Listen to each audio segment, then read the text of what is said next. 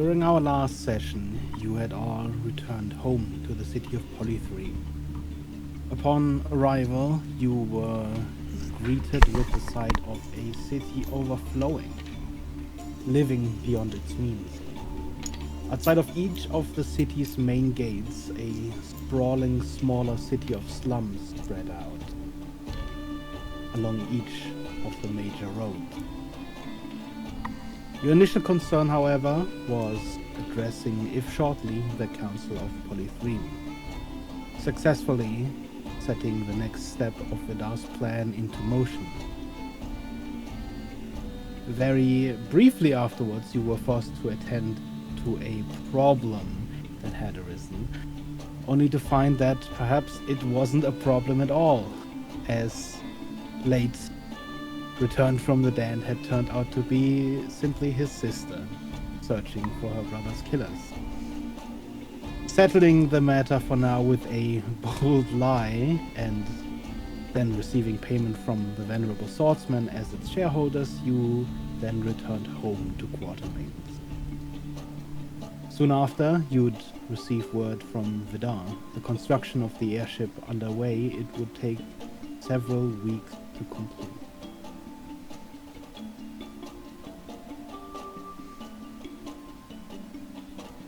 Your first week of downtime you spent settling back into familiar territory.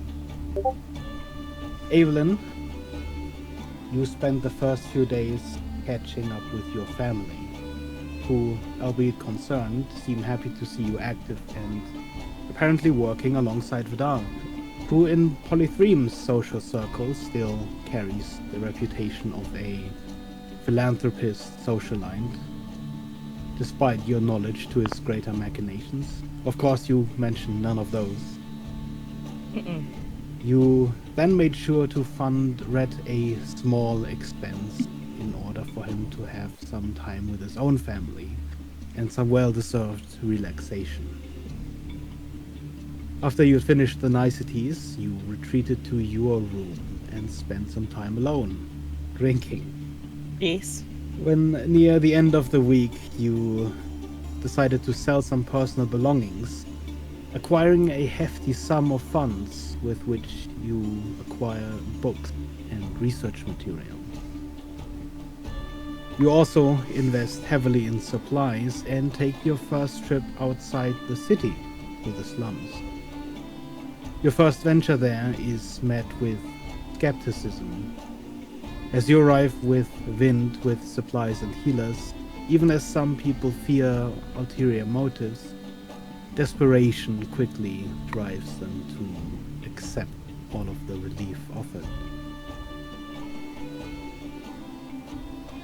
Red.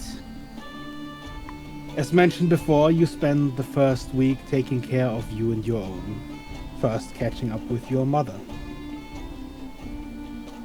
As you regale her with your tales and stories, all, of course, heavily changed to maybe omit some of the danger you had faced so many times, and perhaps some more traumatic events. She'd smile and hug you eagerly, discussing the wondrous places and sights you'd seen. Occasionally, however, you'd see this faint longing, a slight sadness creep into her smiling demeanor.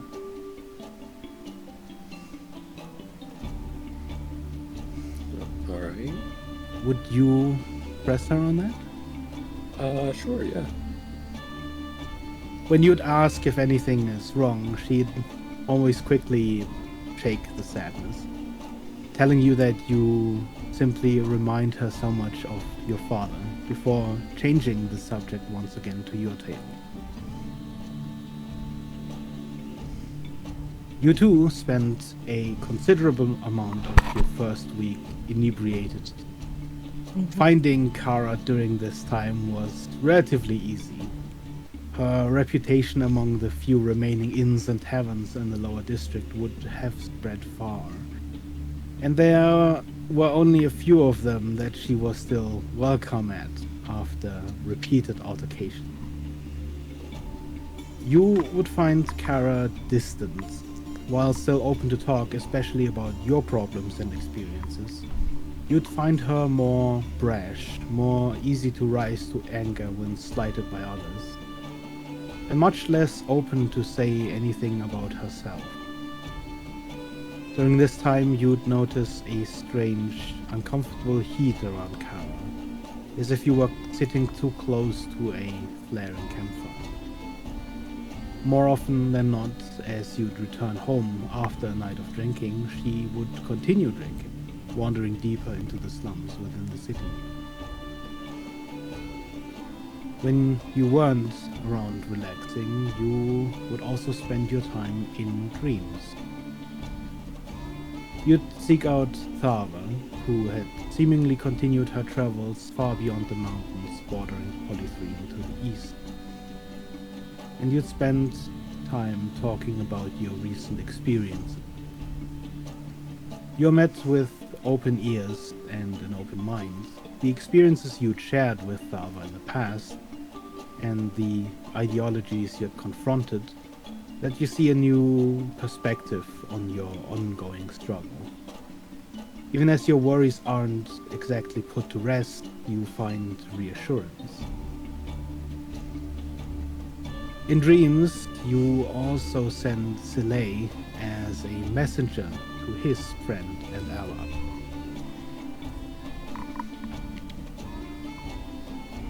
Soleil, during your first week, you connect with Nojra through Red Stream. At first, as you'd remember, it's difficult to get a hold of him. His scheduled sleeping seems as terrible as ever. But eventually you would meet again. At the sight of you in his dreams, he is elated. Despite him seeming exhausted, he meets you with a wall of words, detailing what had happened in your absence. After the Baron retreated, his power already began to fail, and his death sealed its collapse.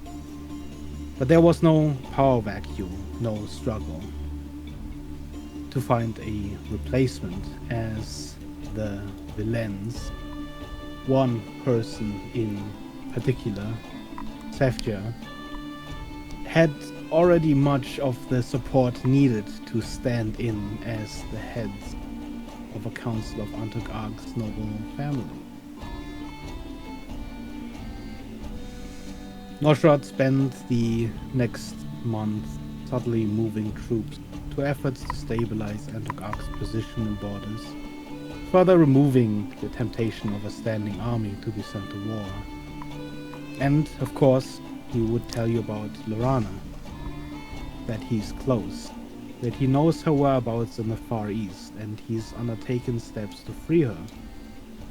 To this end, he has made a deal with pirates, much to his own chagrin, to harass Antokag's ships in the Eastern Seas, crafting the perfect excuse for his investigation into the area, and his eventual departure there.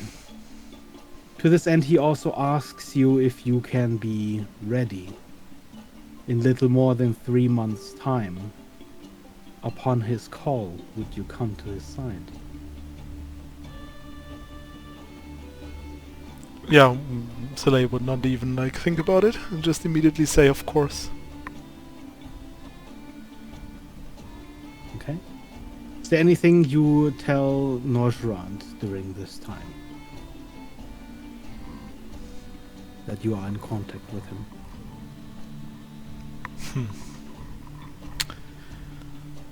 I don't remember how much Nojrad was into the whole Dominion thing.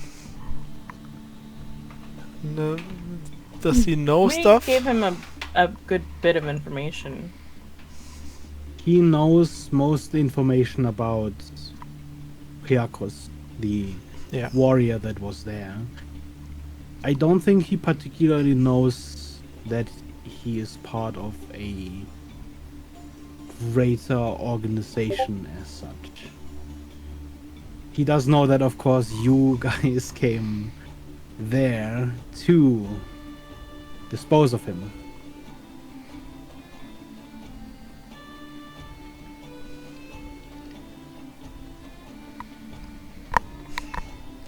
I would just mention that others like him have appeared, and he should be careful and look out for similar powerful warriors like that. Okay.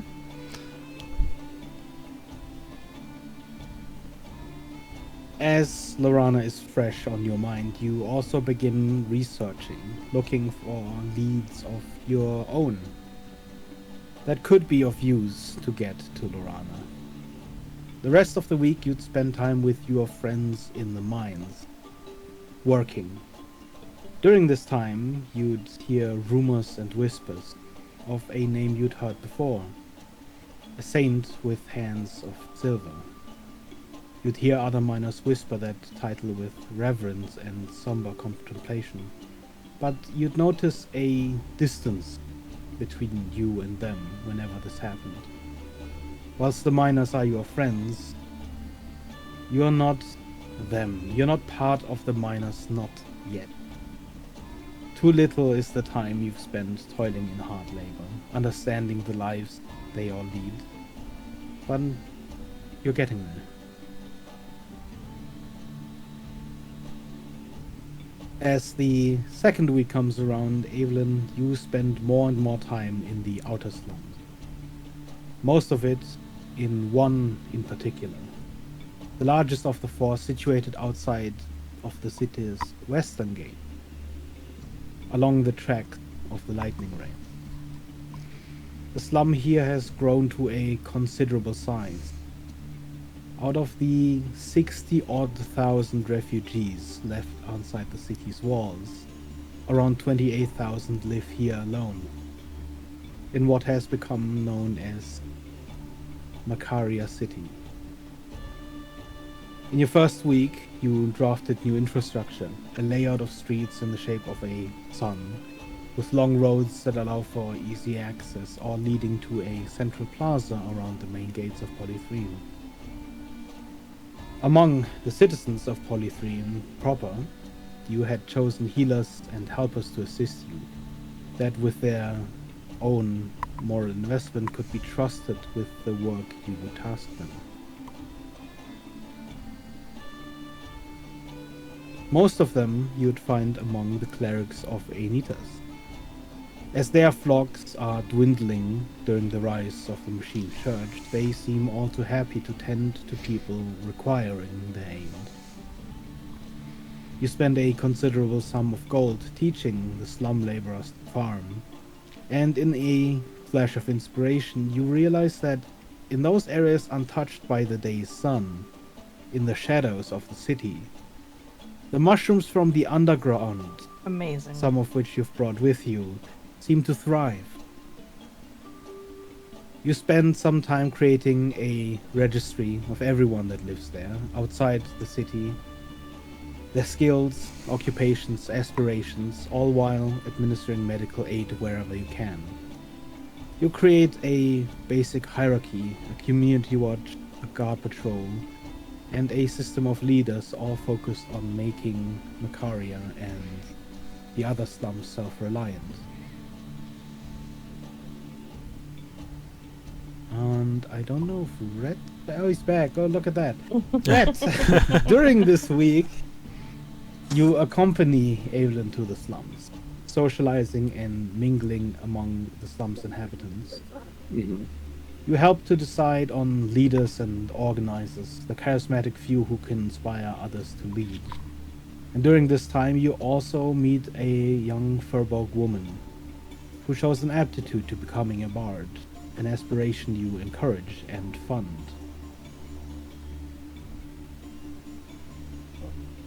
Soleil, you continue your toil in the mines. Did I get a name? Yes, I was okay later, but Oh, no worries. let me scroll down. Dolores. I totally remember the fuck. Where was it? No, I went too far. Brielle. Cool, thanks. also give you the image.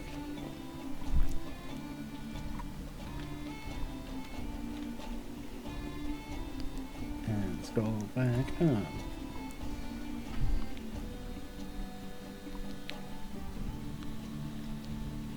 Okay. Are we raising a B team here?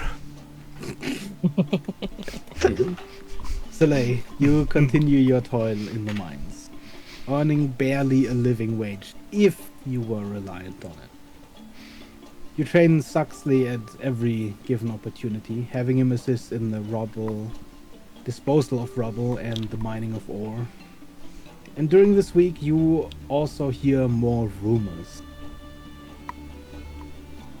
This time of the 4th district of Polythreme. The rumored ruins of an old city sunk beneath the stone, below the mine shafts and caverns. The rumor persists that even though the wizards had magically sealed the city hundreds of years ago, the work in the mines has disturbed the forgotten buildings and streets. And now old monsters and ancient curses stir again. Supposedly in some of the lower mine shafts, zombie-like people can be found, endlessly mining long tunnels without purpose or rest. And even further below, a pig-headed demon is said to devour all those who venture too deep.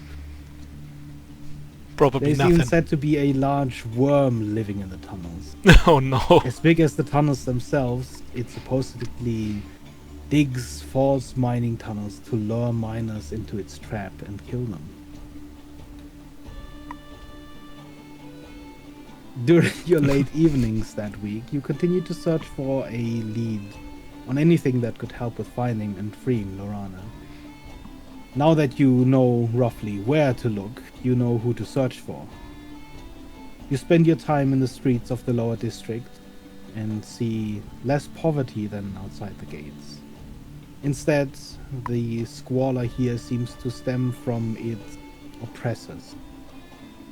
People are still very much afraid. Many stay inside their houses and rush to and from work when they have to earn a living.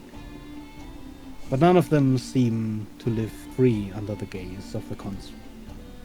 This fear extends to the criminal underbelly of the city. Many of the larger gangs have already mercilessly, brutally been crushed. And the rest are essentially in hiding, making it all the harder to find them. For the rest of the week you remain unsuccessful in your search. It appears difficult to find anyone who still has connection past Antok Arc to the Far East, but you continue. During the 3rd and 4th week you immerse yourself deeper and further into the lower district, mining throughout the day and fostering contacts throughout the night. You grow much closer to the miners. As the 3rd week ends, you're practically one of their own. And more you hear about the Saint of Silver. And furthermore, a growing resistance, rallying around her, growing behind her, against the oppressive Silver construct. You are shown again her symbol, the icon of the machine heart cut by 2 silver hands. Most of your friends among the miners own one. And of course you'd seen it before. You learn that factions are building among the miners, and distrust amongst each other is growing. But as successful as your day work is, your search for contacts remains largely unfruitful. Roughly around the 4th week you begin to hear whispers of another saint in the lower district. The Tired Saint. But these mentions are fleeting and seem to have very little to do with your work. You finally also manage to catch up with Kara during this time. Much like Red, you would find her impatient, irritated. Much of the time you talk about what you'd experienced, she would seem distracted. When you'd ask her about the incident at the Venerable Swordsman, she would be dismissive, giving excuses, alcohol, bad company, and such. You can tell from experience that something is eating at her, something she doesn't want to talk about. As you deliver her the old drow wine from Mintius, she looks almost regretful, and you see a flash of the old Kara for a moment, before the heat of her subdued anger seems to well back up.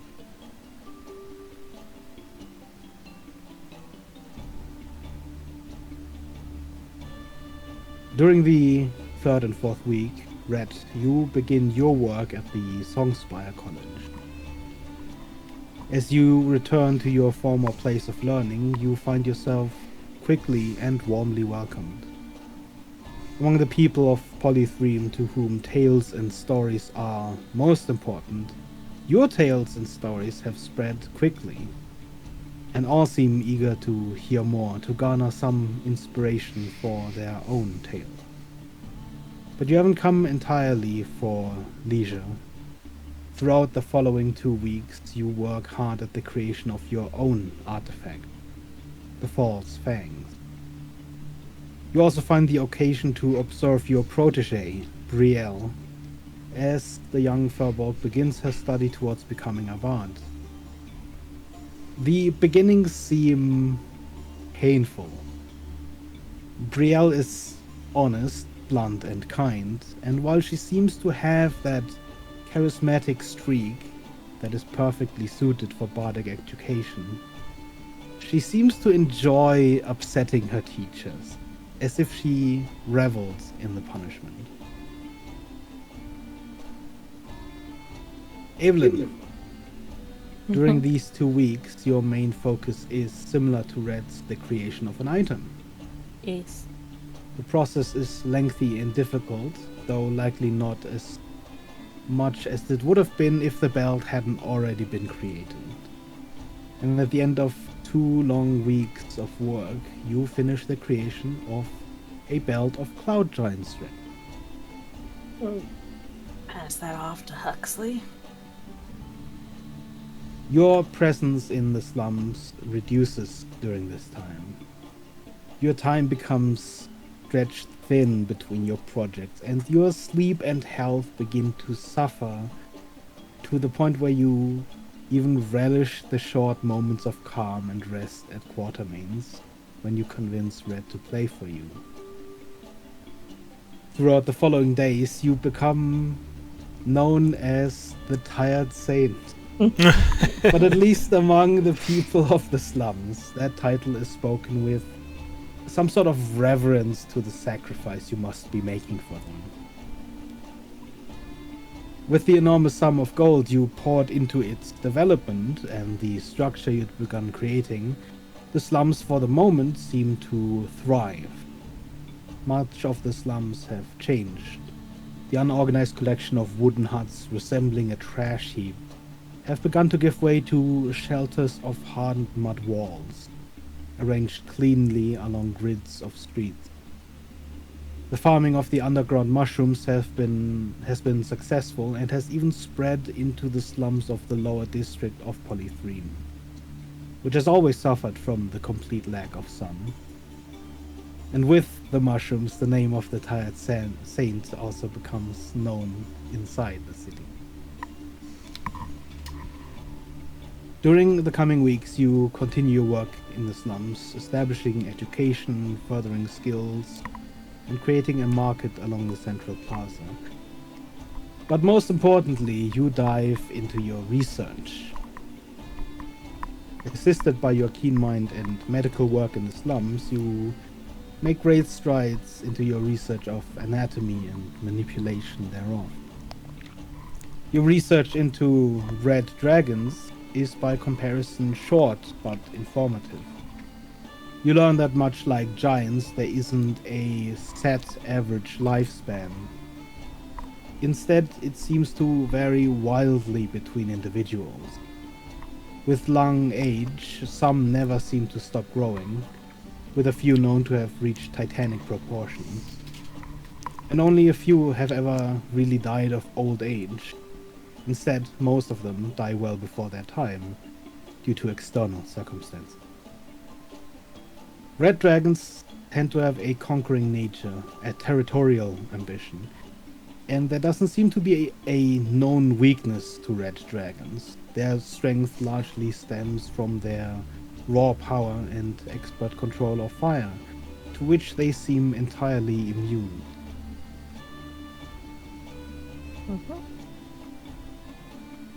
Your research into the phoenix egg is much harder and takes a much longer portion of your time. You learn that the phoenix egg is destructible by any means you know or possess. You'd wager it'd take nothing short of a wish spell or the legendary Shatterblade to destroy it.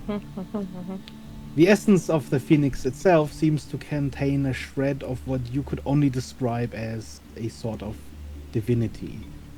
A portion of its soul with enough control over magic that allows it to resurrect itself ad infinitum, provided it has enough exposure to magical energy originating from the elemental plane of air at the time. If you were to let the phoenix resurrect and manage to steal some of its essence before killing it, you could likely create a distilled, limited version of that ability that would allow you to achieve a similar resurrection upon death, even if only once. Essentially, if you were to acquire a portion of its essence, you would know how to create this. Nice. You unfortunately also come to the conclusion, while this ability may assist you during your research into Easterville's immortality, it has no direct link. The basis of your immortality project takes the majority of your time. Your initial research into adding extra materials to see if portions of the blight interact with them in a manner positive to your goal is largely disappointing.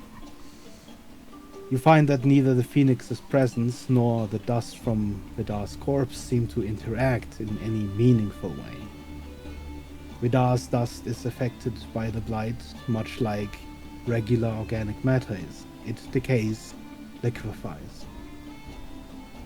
Interestingly, the phoenix's egg the egg's presence doesn't interact at all with the blight, and neither does the silver blood of Rarecrus. In fact, even directly exposed, the egg, its magic, and the silver blood seem entirely unaffected. You then begin to experiment with understanding the three major ingredients you had learned of: lichen blood, vampire blood, some graciously donated by Vidar, Wonderful. and of course the sample of the blighted curse blood. Even with the limited material you have at your disposal, you learn a great deal about the way in which the blight seems to decay matter, how it binds with magic and absorbs it into its own structure. And you come to believe that this binding is the major reason why the blight is such an essential component, to bind the two curses into one. Before you can refine it, test it, to even get to the same results of a test subject such as Brago, you need the right formula of the components you know. Your largest hurdle currently to overcome in creating such a solution is the lack of ingredients. To further drive forward your research on the mixture, you'd imagine you need large quantities of blood, lichen and vampiric, highly distilled and concentrated. I'm gonna have to work on that saint title a little bit more before I can get that, I suspect. Red. Continuing your projects at the college, working with the Songspice instrument makers and tuners, and using the wood you acquired, you combine the many instruments you have amassed throughout your travels into one. Yes. And then I also- did decide to make it a rare one. Okay. Yeah. Nice. And then also begin to delve into research. First, delving into your own story, you begin research on the line of Beleth. The first half of your research is spent entirely on tracking down the right book. You spend days in the library, jumping from reference to reference, only to be told multiple times that the book you're looking for would not be in the library of Polythreme, but in that of the Academy of Magic. You continue undeterred until finally you arrive at your destination. A book detailing the great invasion of demons and devils, before the planar gateway to the infernal hells was destroyed. Much like the noble houses of the upper district, devils and demons seem to trace their lineage to a bloodline, often named after the greatest demon or devil of that line. There are countless lines, some smaller and virtually insignificant, and others large enough to make up over 20% of all demonhood. The line of Baphomet is one such titan of bloodlines, and also one of the few where the line's namesake demon still lives. During the days of the invasion, detailed in the book, the great bloodlines were Apep, Baku, Baphomet, Yaldagoth, Groth, and Rogok. During the invasion, another line did make a notable name for itself, one of the smaller ones, and that is the line of Beleth, as two significant players on the field of battle emerged from it. The Accursed Knight, or Demon Knight, of whom you know a few tales and stories. A hero that would forge a short-lived peace, born from his love of humanity, and Viscount Rom, who would in the end betray this peace, betray demon and devil kind, and cause the destruction of the planar gateway. Your second line of inquiry into the Dominion somehow proves to be even more difficult to pursue. In the books of Polythreme, you find no reference to the temple you've uncovered in the heat of the magma chambers, nor do you find any mention of a god of nothing. Of sunken and forgotten places, you compile a veritable list.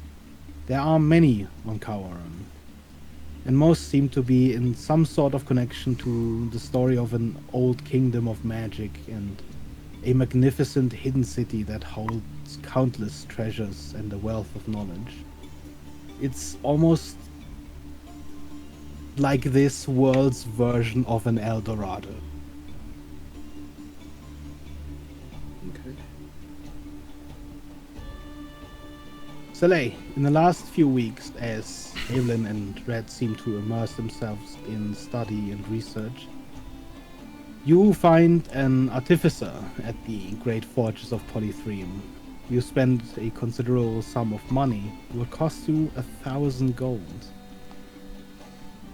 And the artificer would enchant your notebook with a magical cipher that would remain readable only to you and those with whom you share the command word. Nice. You also finally make some progress in finding a contact to help with Lorana, a wandering mercenary that hails from the Far East, looking for employ among the shadier parts of the lower district. For a larger sum of gold, he would agree to journey home, gather information and remain there for a year until called upon. This would cost you 3,000 gold. I have to call my bank first. Ring, ring, ring. Hello, Red. Yeah, it's fine. Whatever. Whatever you decide. Feel free to discuss. By the way, for both It's things, not like because I don't have would 1,000 like gold on me for the... It's already been For the taken out of the enchantment. bank. We're at 1,000 gold. Oh. I see it right there. Yeah. Alright, nice, thanks. I have a little bit on me, but not that much. Evelyn would not dispute the 3,000 gold. There you go. It's funding a spy, basically, right? Yeah. Very good. Nice. Yeah, I will hire him then, Okay. because if it's even if it's just a small chance, so they will try. Does the mercenary have a name?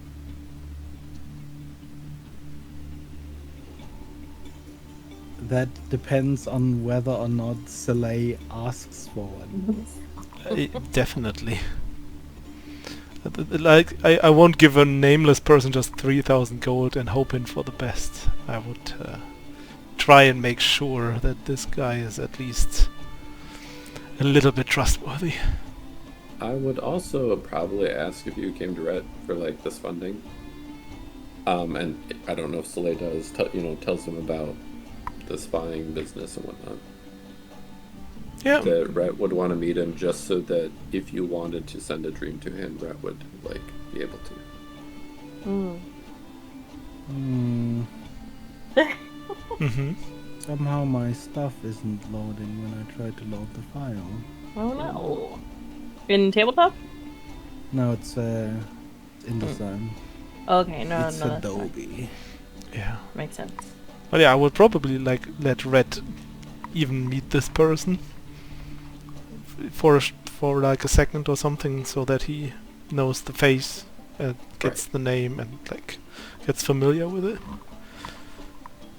Just And enough that I could send you to connect with him if you wanted to. I will also tell this mercenary person that I will contact him and in which way I will contact him, so that he is warned when all of a sudden some weird person that should be on the other side of the world appears in his dream and is Mm-hmm. His asking name for is stuff. Rogus. I just gave him a new name. I couldn't be bothered. What is the name? Rugged. Rocket. Rogus. He wrote it in tabletop. Yeah, it's a legend. Oh, Roast.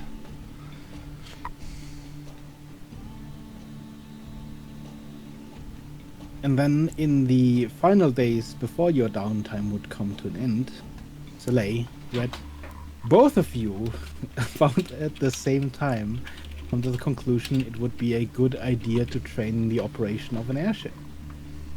Mm-hmm. At first, finding someone capable of doing so proves quite the challenge. No one has needed an airship or airship captain in recent years, and as a result, no one seems to still advertise as such.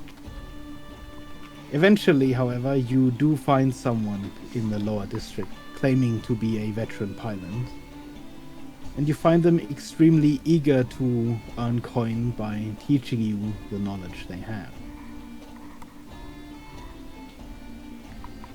And I believe Red had already put funding aside for this? Yeah, it was just like 25. I don't know if that's Yeah. enough. Yeah, it would be enough. And whilst you have no physical airship to practice with or reaffirm your acquired knowledge of airship control, you feel nonetheless confident that you are now capable of flying an airship.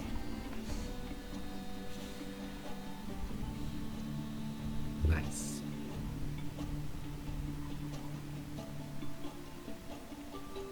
Throughout your downtime, you've received occasional updates from Vidar, usually via messenger or a sending to Evelyn. So, as you approach your final few days before the expected completion of the airship, Evelyn, you are not particularly surprised as you feel the familiar pressure of a sending build in your mind. The voice you do hear, however, you did not expect. Oh. Oh, hello, Evenfall. This is Haribold. Our outpost outside Polythreme was attacked, and we have very few friends left near the city. But you are trustworthy. There is this long pause where you know you could reply. before you feel magic build up again. Oh, okay. Well, theoretically, do I know where their outpost would be? Roll me a history check. Mm.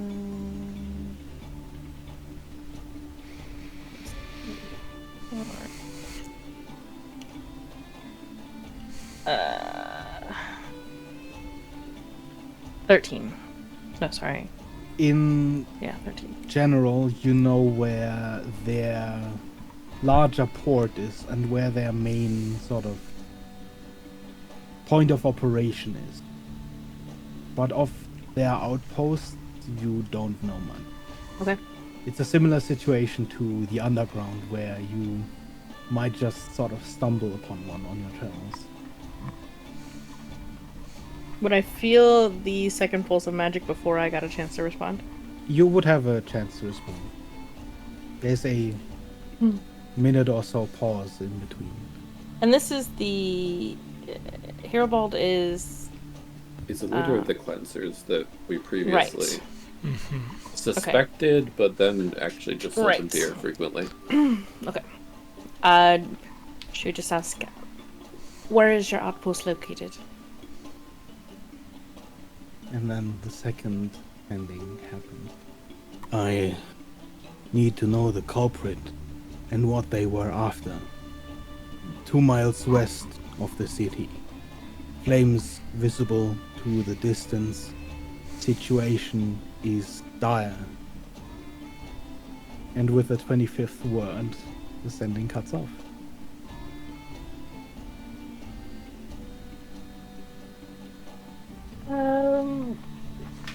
What my assumption is that he's asking for assistance, right? There, now, not asking us to do digging on what happened or why. But it sounds like it's currently a situation, right? That's what it sounded like. Then everyone will just respond. We'll respond quickly. And then go and try and hunt down rest of Evenfall. Okay. It's still 2 or 3 days before you would realistically expect to all gather back together. Where would everyone be at this time? What time of day is it? I have a few more business items for downtime before we jump into another thing. It's Whenever relatively it's late in the day. But yeah, as Evelyn starts looking, we can wrap up whatever else everyone did in downtime. I believe Huxley was acquiring some materials. Yes. Did Red mark that just off? I just wanted to know for sure how much. Yes. I think... like Previously- 2,000 or something? Previously, yeah, I had 2,500, but I wasn't sure if that changed. Yeah. No, I think that's it. Okay, cool. And then, was there anything we wanted to buy from the Emporium? Right. I also wanted to sell some stuff. Would I be able to just, like, sell the golden chalice, the golden crown for what it's worth, or are people not buying treasures? No, you'd be able to sell them relatively easily. How this, much? this town is compared to the last still trades in gold. That's good. How Sorry, much okay. do I get for 8 fancy books from Drow Library and 5 random Drow wine bottles? Let me quickly check my notes. Because the golden chalice and the golden crown were worth 250 each. Actually, if you didn't already, make sure to note that you've got the belt of giant strength, the cloud giant. Yes. Yes. You're a did- cloud giant. Cloud giant strength. Mm-hmm. Yay. Nice. It's the lower of the 2 legendary ones, but you know, Mm-hmm. legendary. But that's attunement, right? Pretty sure. Probably. I would wager it is. Oh. Feels like it would be. And how many books It do you does have? require attunement. 8. 8.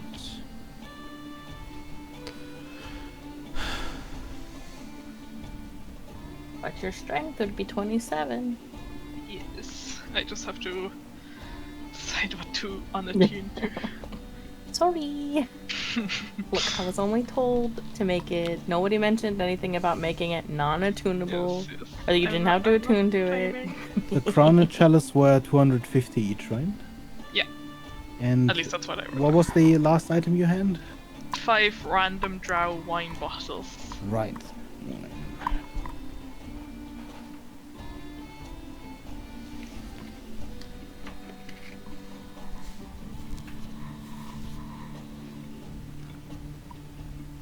Hold on, gotta do some math.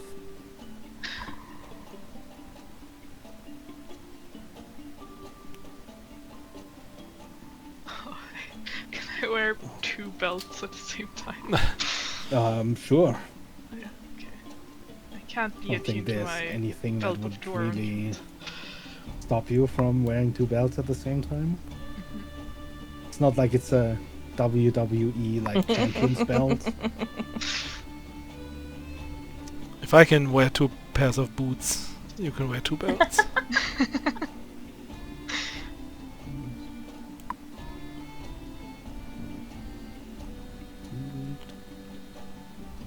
Oh. That is rather conveniently. In total for all of your stuff you get 5,000 gold pieces. Nice. Clean number. That's for the chalice and crown as well. Yes. Okay. Would you like those added back, or do you want that added to the bank of Rhett, or are you going to keep that on your character Yeah, I sheet? guess Hux will give it to Rhett. Okay. Everyone's taking after Evelyn. Just manage my money for me, thanks. It's fine. I just want to make sure I have it on the right sheet. Also, Beggar, I I mean, have it's also like giving back the money that he took to buy components. Beggar, I have a studded leather +1 and a longbow +1 that I would like to sell. Okay, let me look those up.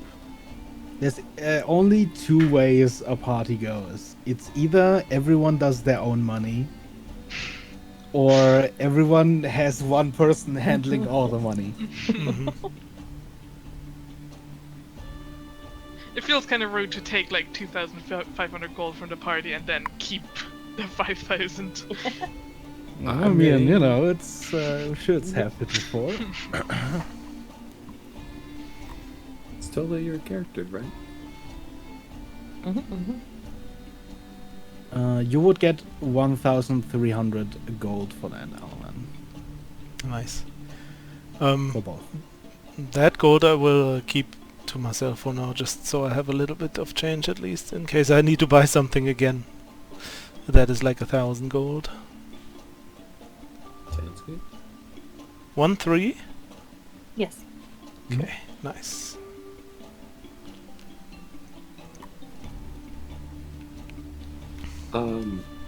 It doesn't need to happen now, but may I also request the Falls Fangs as like an item card? Yes, I'll have to make it though. Okay.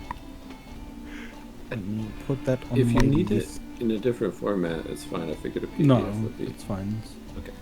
I just need to add it into my form thing. Yep. No worries. As far as anything from the Emporium, Card. Evelyn wasn't going to ask for anything. I think I wanted the Amulet of Hell. Makes sense. Seemed pretty good. But beyond that, that was the only thing.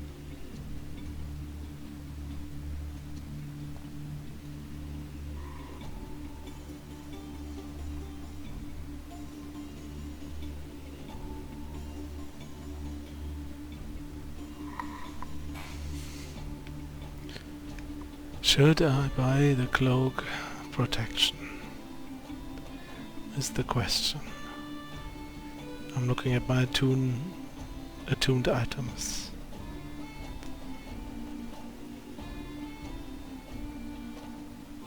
We technically have enough for the griffin as well, I guess.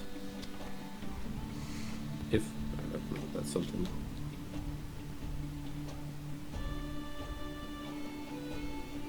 I don't even remember what that does again. It was like It being essentially big. can turn into a bolt of lightning.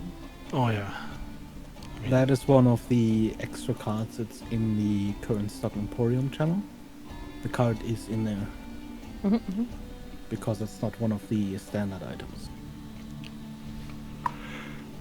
The Wand of Puppetry is also in there in the mastery. Yeah.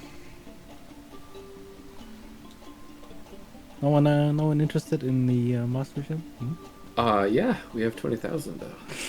I didn't even Google what it does because the price-wise it just didn't matter. It was that was one of the cards. It essentially allows you to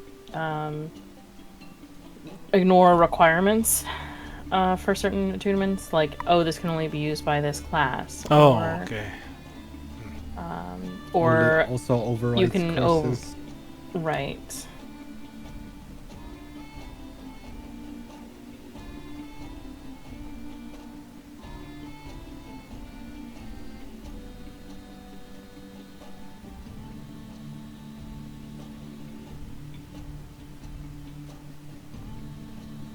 Let's actually take a 5 to 10 minute break as you guys decide. I am gonna go pee real quick and get a drink. All right. Oh, I need to give this back to Becker. I'm just gonna drag this over here. Was it 100,000? This? Yeah, yeah. Yeah, it was. Okay, I was right. Cool. I think it'd be 50. Yeah, but it was based off it being 100,000 for the components. Oh, yes. Yes.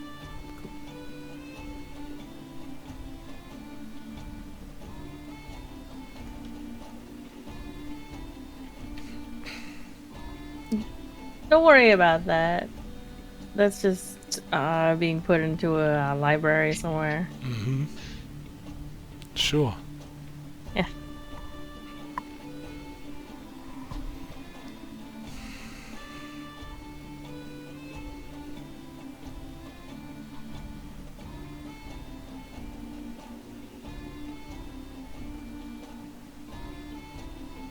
Where do you guys spend your days? Or late afternoons? We are training airship right now. At Yeah. least Leia and I are, and if Huxley wasn't busy, Huxley got dragged along, let's say. Yeah. Cool. So I can find you all in one location. Huxley's a bee right now that, if we fall, will catch us or something. I don't know. While you're sitting on the broom and I have the boots of feather falling, Hux is still there, just in case. Yeah.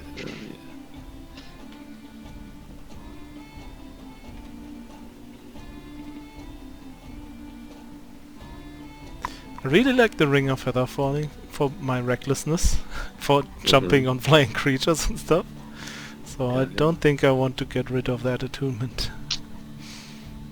And the other one is You want like... Sorry, go ahead. I was gonna say, do you want the figurine of Wondrous Power? What does that do again? I read The all Onyx of those dog like one. 2 weeks ago, and I already forgot about all of them. No, you just get to summon a dog. Oh well, it's fine. So I can already summon like 12 different things at this point. But not a dog. Well, yeah, that was intentional. Yeah, I was about to say, like, I feel like that was kind of intentional. It was. So. Oh yeah, that I will also have to grab We'll get that the card for that. card so, again. Yeah. I think you got your bag of holding, the bag of devouring. We bought all those things, right? Yes.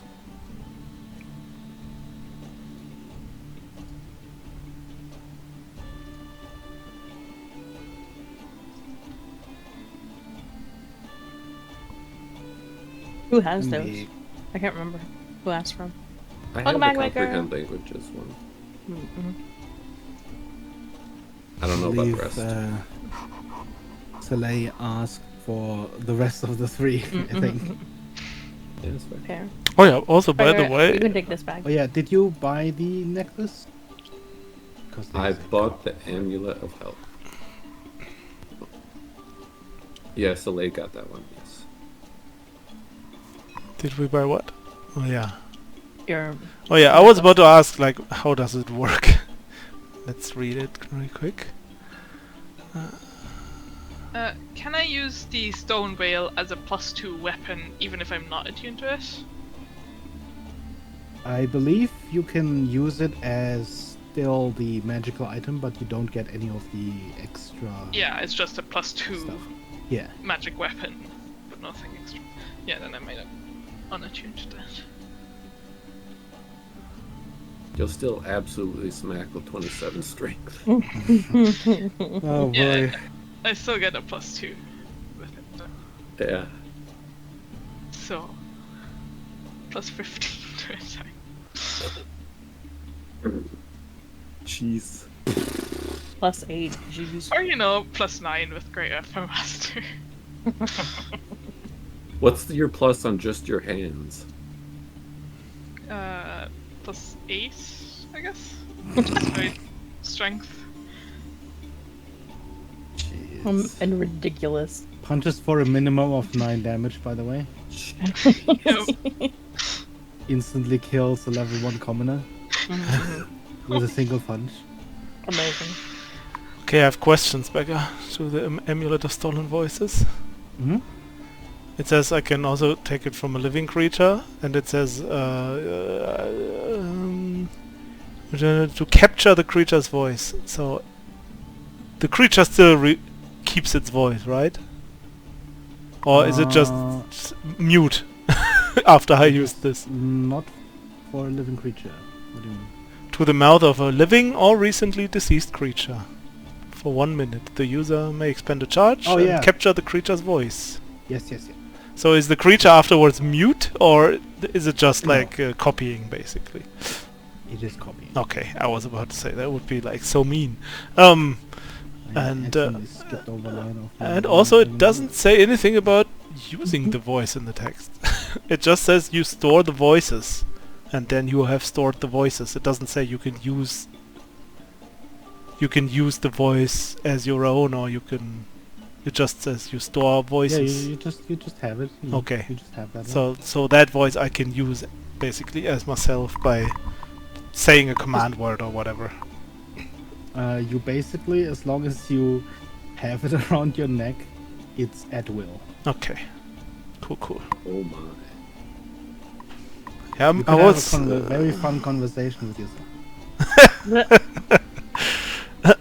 I guess at one point my friends would hear that because I'm trying out the thing with my own voice, and it doesn't do much because it's just me talking. I can't decide if Evelyn would willingly let you copy her voice. If that ever came up. Yeah, I mean it would have to be willingly, probably because it takes 1 minute being if held you were at your to do- mouth. So Yeah. it's not like I You can could do do that it- without you noticing. You could do Sneaks that, into like, a bedroom at torture night. somebody and, like, stealing their voice, like, talk. You know, say something. I don't know. Technically unwillingly, but they're talking. Also works on dead, Uh, so I guess I can. yeah. Just kill somebody. If after we've killed someone, I might as well take their voice. Yes. But yeah, it's good to know. Like, just imagine Evelyn wakes up at night and you just see these cat eyes looking at you, and you hear Oh, just the God. slight this shh, You die so fast. this thing on your mouth. Oh wow! Vint smash the cat. Please get rid of the cat. I mean, it would be like a classic cat move to do that at night, kind of. It would. So It would be. It would be very cat-like. yeah. Okay, that's all I needed to know about the amulet, and I like it.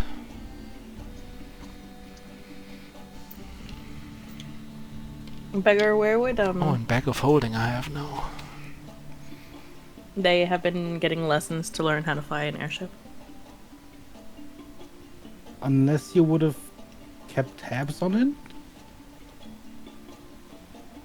I mean, would either Soleil or Red have shared? Yeah. We're I'm setting up the Magnificent Mansion.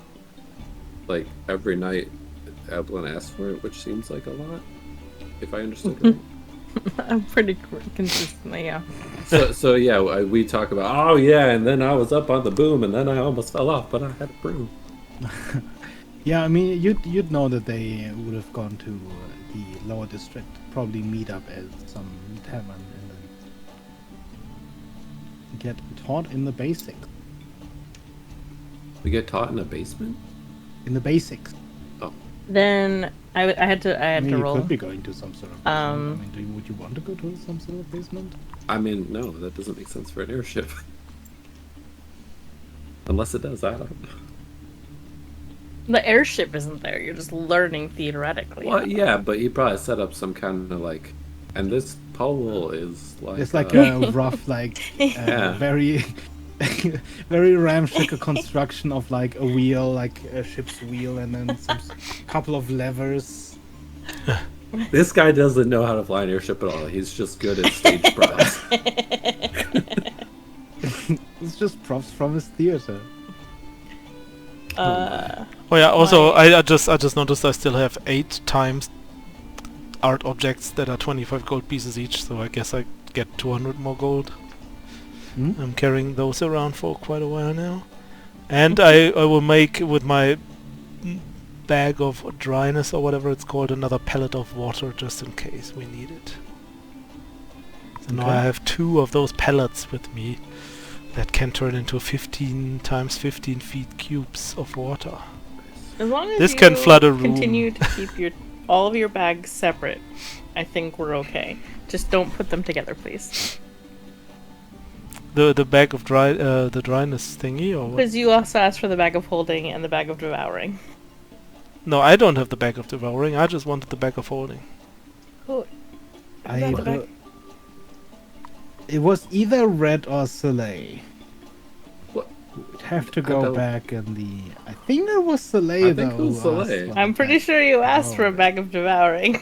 You were asking for ways to like get rid of things. Mm-hmm. Oh, did I? Okay. Yeah. I guess I have a bag of devouring. Yes, you do. Okay. Please don't put your bags together. Yeah, you definitely not. Yeah. I mean, you're not supposed to put bag into bag, anyways. Yeah. Mm-hmm. Yeah, that's what I meant basically. Yes, but he put shoes into shoes, so Yeah. we're not trying to. Those are assume- totally different thing. Okay. Okay. Yeah, I'm getting rid of our gear, supplies, food counter because All right. Oh yeah. it seems Yep, yep, redundant yep, at this yep. point. Okay. I have to read up the bag of devouring. I was rolling to Completely see, forgot about it. because I think at this point in time, Evelyn is like spending several days, some kind of alternating days between either research or in the refugee camps. So I'm assuming she was going to be in the refugee camp based on the role I had when she received the message. Okay. So she would try and travel to wherever, I don't know if we're sending.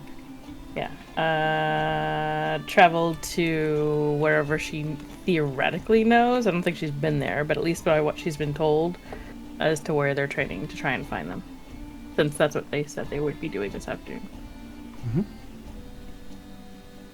I don't know how long that takes. But I'll use Vint to clear my way. Would both of you be currently at airship training? Sure. And where would Huxley be? I mean, probably after getting the belt, he started to accidentally smash a bunch of stuff. So maybe he needs to be supervised. Just So probably tagging along with either Rhett or Chalet.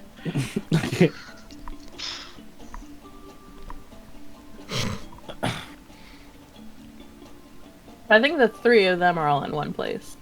Okay.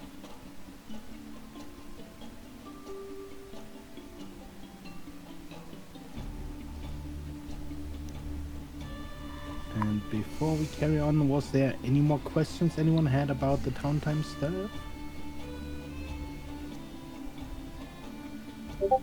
If I think no, I'm good. then it takes you about an hour, just sort of Yeah. traveling into the city, still, it being as massive as it Yes. is, until you reach sort of a little bit deeper into the inner circle of the lower district, where the houses are just densely built atop of one another in these almost like skyscrapers, except there's no sky above. And eventually you reach a tavern near the center, where you know that Brett and Soleil have been getting training. I'm just quickly rush into the tavern and see if I can spot them. Yeah, you enter into the tavern, and there are sort of these longer hallways branching off to the side. The tavern itself is a relatively small room with just a couple of tables. And nowhere currently do you see Red and Soleil. Is there anybody behind the counter? Yes, there is a barkeep behind the counter. You, there. Right. I'm looking for 2 individuals. Rhett, Yeah. Slay. Do you know where they are? Were they here? Who?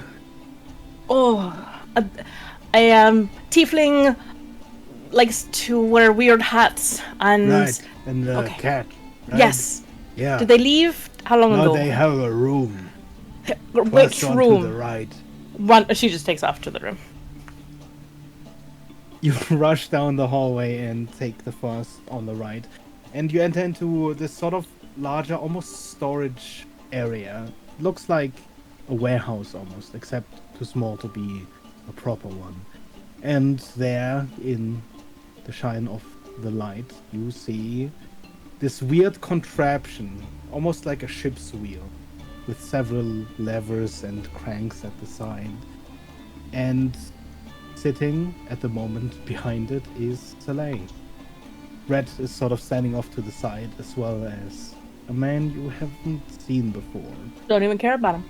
I'm gonna mentally clock that layout for later on, instead of just gonna interrupt. Right, even forward we get to go. Oh. Right now? Yes, right now. Let's go. And she just bolts out the door. Guess we have to go. Yeah, sorry, friend.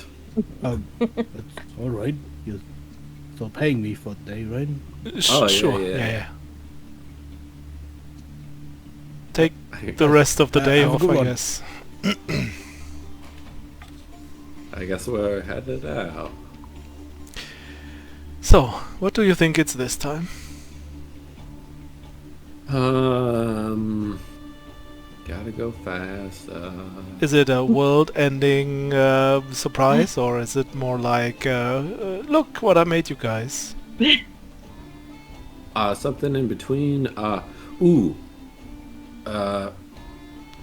Vidar accidentally died in a freak vault accident and has re-inhabited her, and she needs to run to his vaults to rebirth him again. Okay, that would be fun. Right? What do you think, Huxley? You're here. Yeah. Yeah. Okay. Yeah, that would be fun. 100%. Nice. Wait, Vidar is dead? Yeah. I mean, yeah, probably. again, I don't know how often it happened already, but... Well, actually, all the time, but also, Mhm. yeah. That's confusing. Okay. We definitely saw him die once. And as a vampire, he's been probably dead before. I think that's how you become a vampire. Yeah. Kind of, I Yeah. guess. And Evelyn gives birth to him? That is what you said. That is certainly one way to describe it, but she just helps him come back to life. Yes, well. Kind of. The most irritated, impatient Evelyn ever waiting outside. Yeah, we are like, walking Yeah, quickly we're the whole headed out, time. like- We are following you. No, while I we know. talk. Once you would get outside, like Evelyn would be like, right, so, contact by Harold, their outpost was attacked. It's a pretty dire situation. They're asking for help. Let's go. Oh. Well, that is actually important. Oh, I also kind of like this one too. I mean, Yeah. finally get out of What the about city and do Radar? something. But what about Radar? I thought you have to give birth to him. I'm sorry? No, look, listen, I know that there's a lot of things you just do not understand at all. But let's, right, just maybe not talk to me for a moment. I feel myself losing intelligence. I'm gonna go sit up on Vin's shoulder. Right, she's gonna fly this and flies up there to get away from whatever that was. I'm sorry.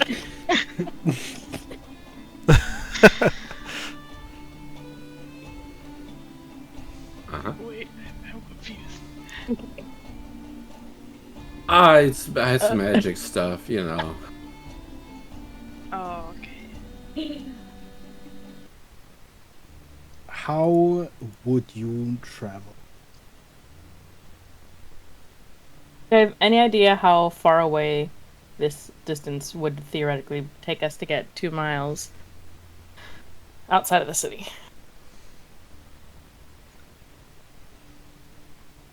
On foot, you mean? Yeah, theoretically on foot.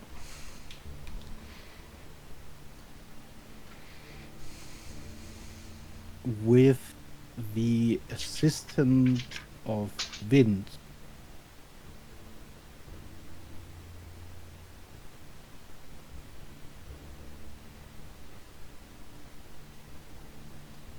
you'd probably be able to dash for free.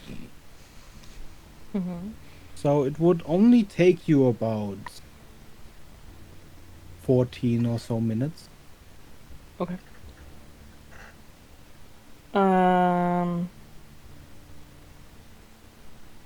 Yeah. Probably just that's unless somebody offers up something brilliant, that's what she would suggest. Is just Yeah. bolting with Vint. That's pretty close, so yeah. As soon as you exit the city and you wander along these streets that you know at least partially that you filled, Mm-hmm. you all can already see from the height you're at in the distance a faint light. Vint pretty much dashes down the street, and with considerable speed you arrive very quickly at the site of whatever this attack was. Before you stretches a sort of large circular area where whatever forest, whatever vegetation was around this outpost has completely burned to a crisp. The ground around this lone building standing along the road is completely blackened. And you can see at the very edges of this circle of black, there are still people, farmers and such. Some look like they have some sort of more official capacity, but all of them seem to stand at quite the distance to the building.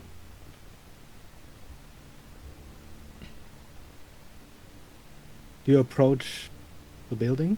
Does it look like these people surrounding the building were there when the attack happened? Give me a perception roll.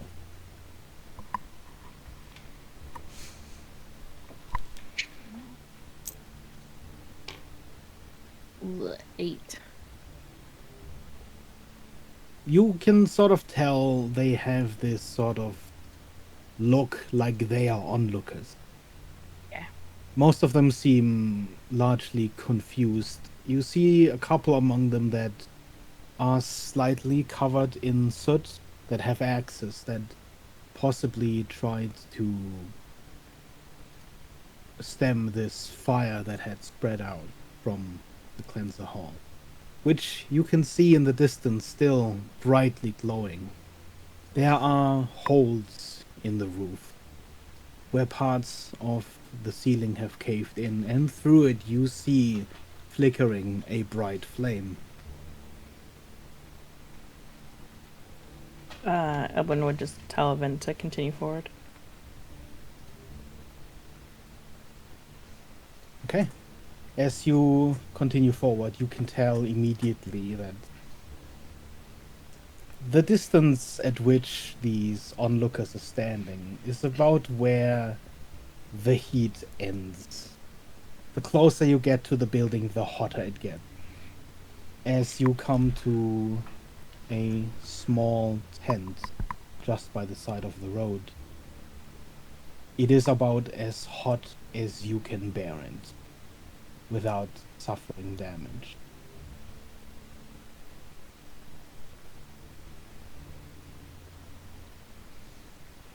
Was this Kara? Jeez. Becca was really clear about mentioning all the heat that she's been pumping up lately. Mm-hmm. Well, let's presumably Harold's here somewhere. Let's try to find him. Do we see any cleansers around?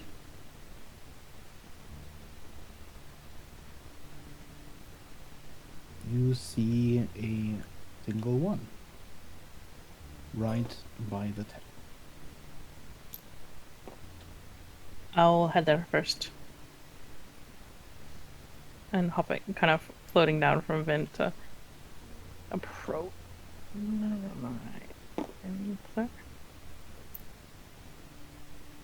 As soon as you'd hop off of Wind, even as this sort of massive construct looms over you, the cleanser steps forward. Stop. It's not safe beyond this point.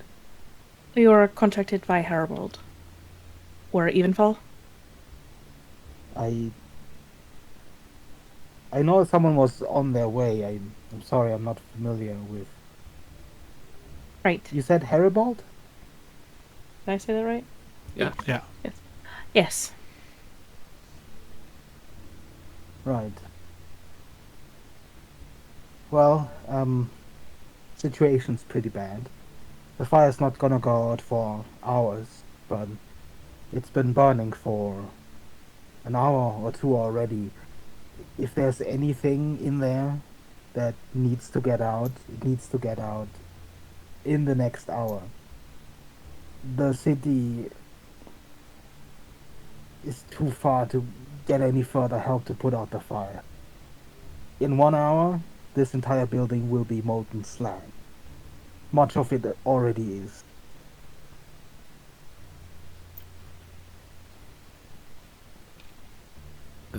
That's not good. You need help getting people out? Anyone who's still in there is dead. Okay, you need help getting stuff out? It's Well, I'm not Haribold around. quite sure what Haribold wanted from you. I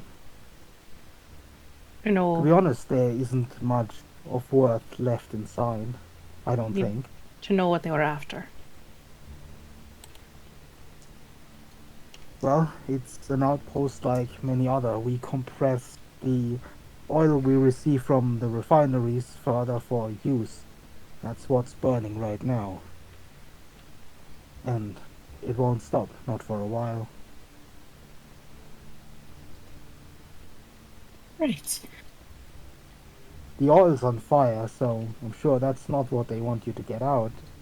I guess if you're here to investigate, you'd best do so before everything's out. Evelyn will shift her attention Helpful. to Rhett. Probably, I know it'd be safe for at least a minute in there. Yeah, the globy thing. Yeah. Yeah.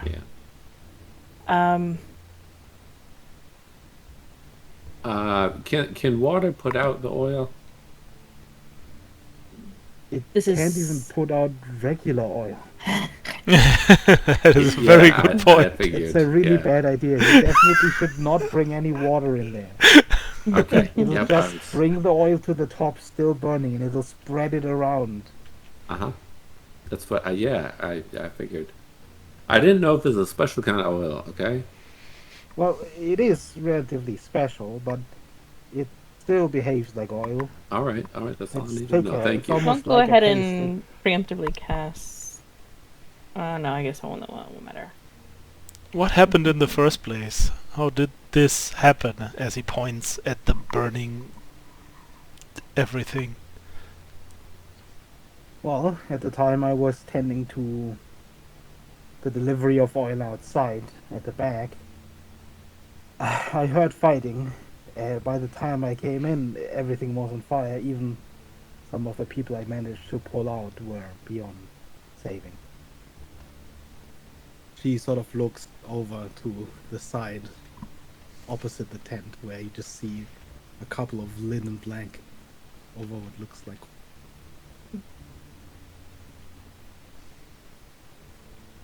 I'm not Right. quite sure what happened. I know that shortly after, there was a blast. The ceiling caved in of the office, and well, everyone else died. Anyone who you could ask questions of. I sent word to the city, but I guess you're here in response. Right. Seems like it. Is Harold residing in the city lately, or still?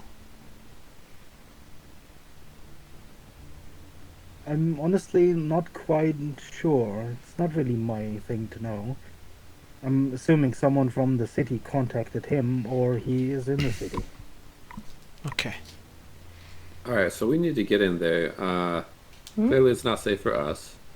Do you have some spare, like, fire protective uniform type things? Masks? Oh no, not even this would help. It protects against getting the oil on you, but in that heat, it would overheat you even faster. My only advice is be fast. Right. Helpful. Well, Keep a look around you. If parts of the ceiling cave in, you don't want to get hit by those. Yep. You can All right. rush I'm just in, rush gonna out, step see these up. how we do from there. Then to make sure to take orders from any of Evening Fall in case needed.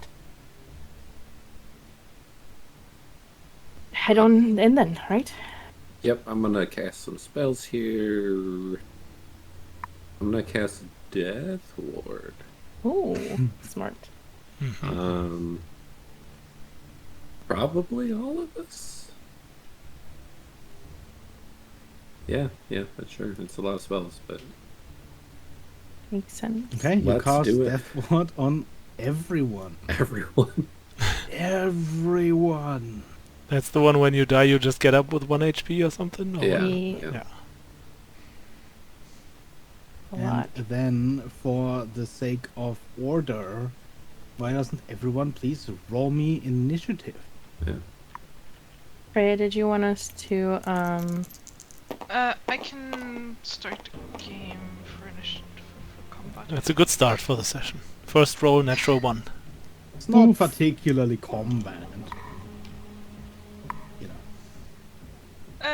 Yeah, I mean, I should just. I think I should probably-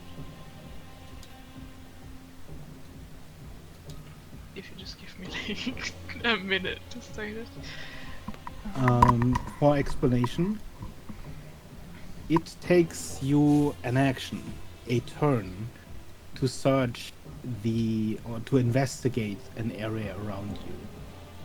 And this would investigate a radius of 5 feet around you. So every adjacent square. If there's any area in particular you are going to search, do let me know. And just if there's anything in particular you discover you see on the map that you would like to take a closer look at, maybe the DC is a little bit lower. How big is the door? It's about 15 feet wide, about 10 feet up. It's a very wide door. Presumably, you would assume that carts might get rolled in and out. Could theoretically Vint squeeze through it? It would be difficult. It would be a tight fit for Vint to squeeze through it, but it would not be impossible. We'll just tell him to follow us.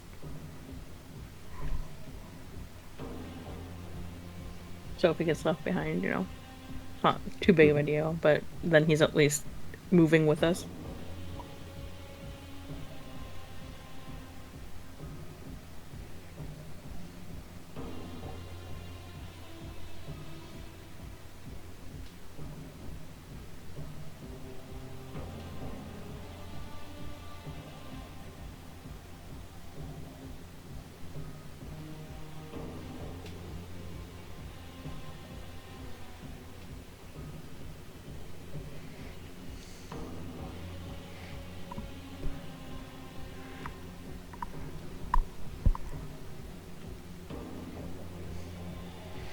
Also, didn't something happen with the natural one on initiative? Didn't I have some Disadvantage on your happen? first attack. Yes. Ah, okay, disadvantage first attack. That is hopefully not relevant.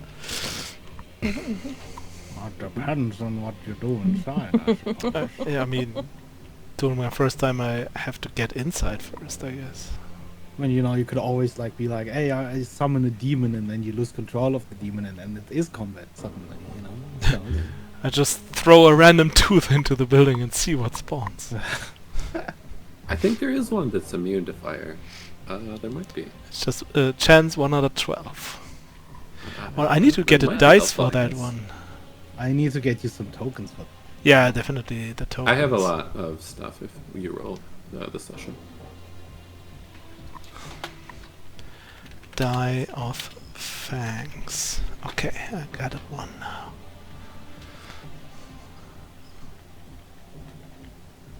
Who's up first? I rolled a nat 20. Oh, look at that. Huxley going in hot. I'd say wood. Yeah. It's just like, oh, we're going in? Well, cool. There's not great.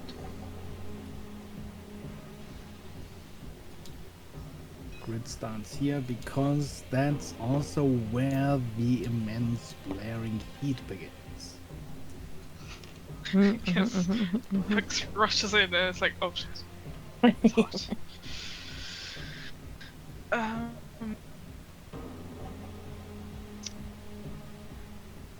I guess cast Fire Shield to get resistance against fire. Okay.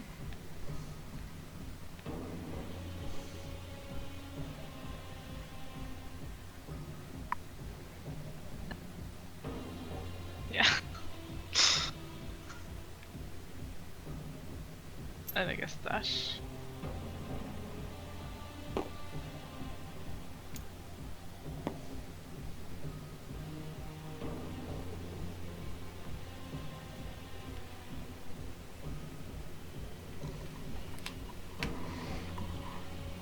You do anything else?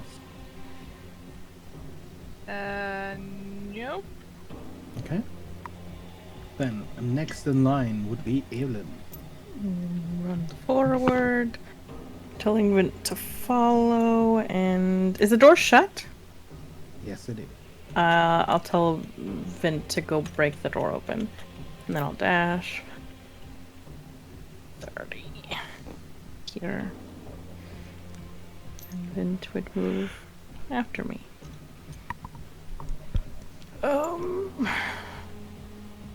Can you just ram the door or try and open the door? Because you can reach it, but I don't know if 40. I'm kind of guessing the distance here, but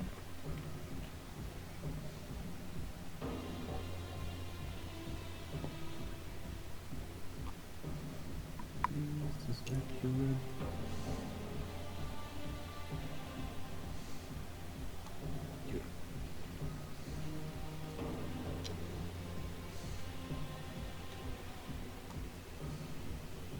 So this would have been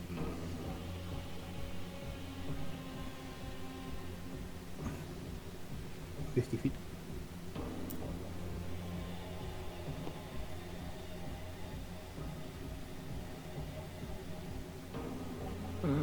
I think he's just shy of breaking the door. Well, I don't know where he was. Let's see. Are we off the map when we start, or were we on the map? Because he was kind of like You start like here.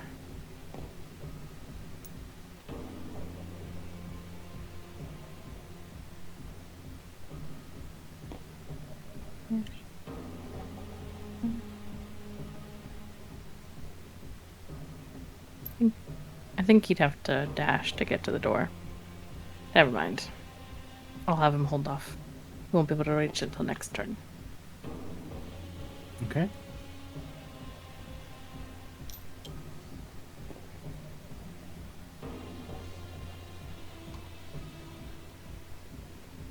Red.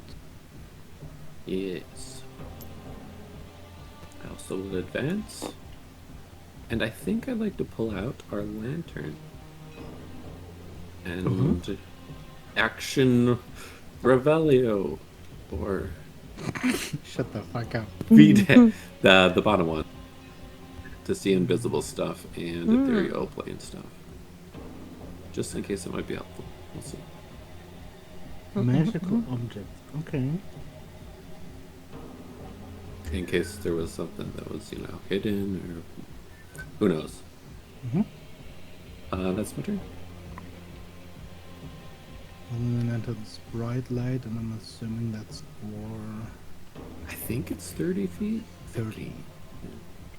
Actually, I'm a little closer because I will be on the broom. So just like hovering 4 to 5 feet off the ground, I guess. Slay.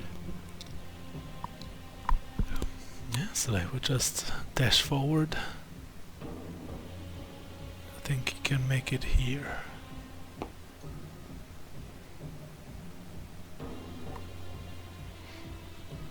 And I think just in case. No, Huxley's stronger than Mint. No, True. just thought I should point that out.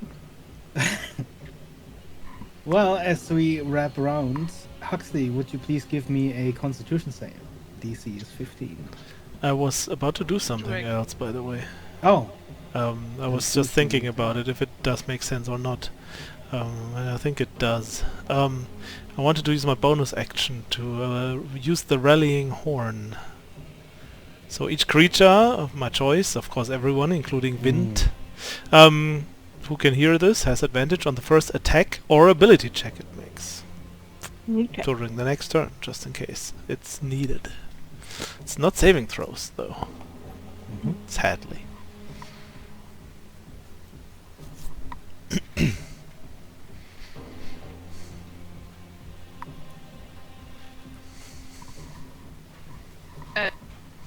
In advance.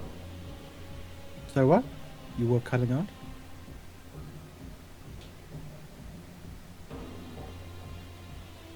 Is it me?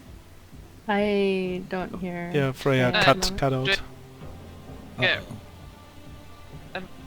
You're coming through only in shreds right now.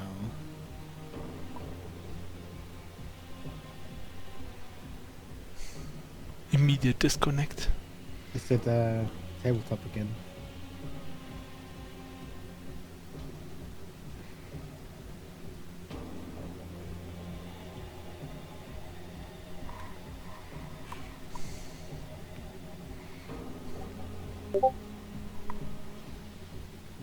Ah, so you can hear us.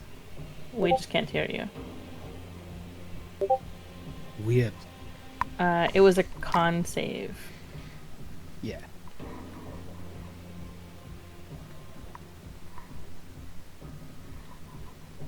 I think you mentioned something about advantage. I think it. Oh.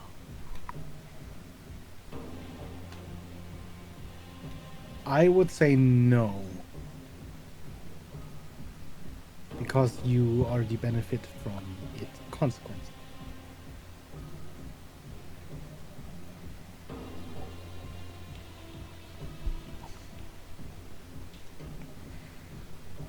Hello? Oh. I can Hello. hear you now.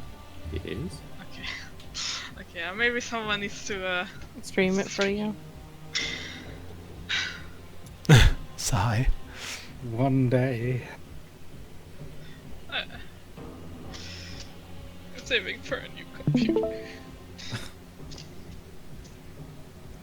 I'm just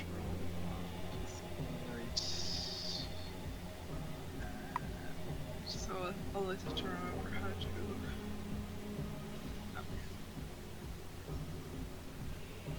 Okay.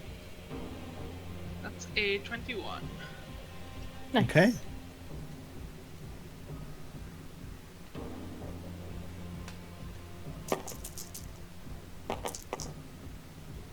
That means it's halved and then halved again. You take 7 points of fire then.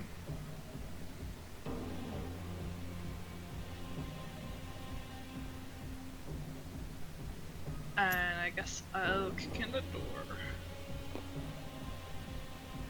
You attack it?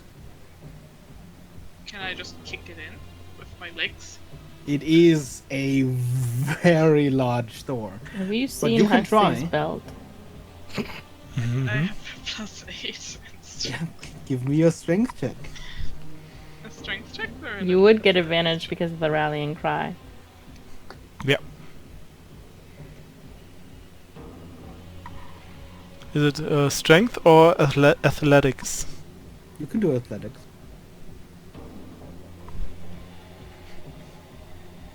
In that case, it's a 29.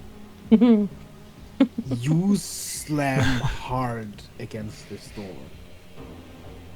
There is this small cloud of dust around it as even the brickwork gets pushed inside. But the door sits Ugh. fast in its frame. You can tell by the fact that there wasn't this sort of little bit of a leeway a door has, that the lock, the hinges, and probably every iron fastening around the door melted. has melted to the frame.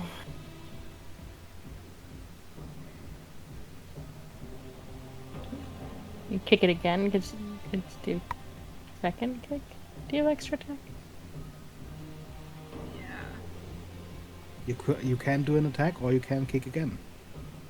I guess I'll try and smash in, or like attack where the door closes. Is it like a double door or? It's a one hinge door. Yeah, I'll try to smash it where like the lock is or the handle. Okay. I think it's not very close.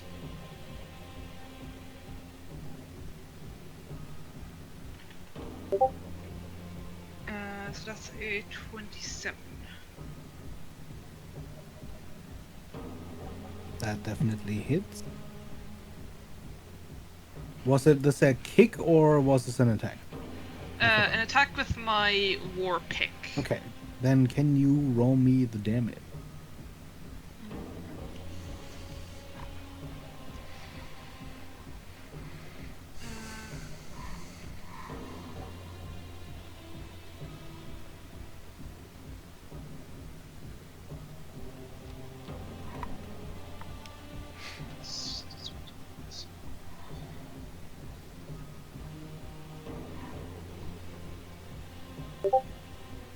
16 piercing damage.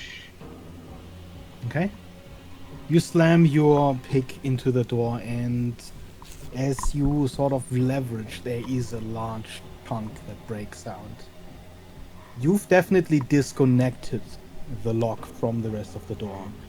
The door still doesn't swing open on its hinges as they're also melted, but it should be much easier to now just break in.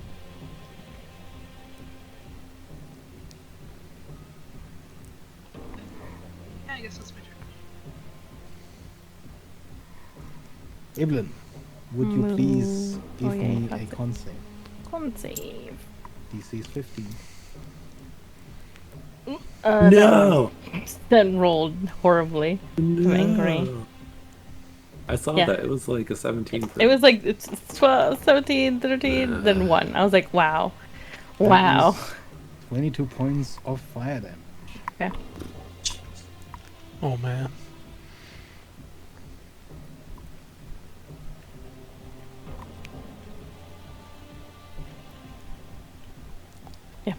I'm gonna move forward. I'm gonna hold an action to dash, Okay. I guess. And I'm gonna tell Vince to go break the door open. Vince will come up and try and rip the door off, I guess. Can Vint actually Okay, Vint also needs a give con me save. Sure. con-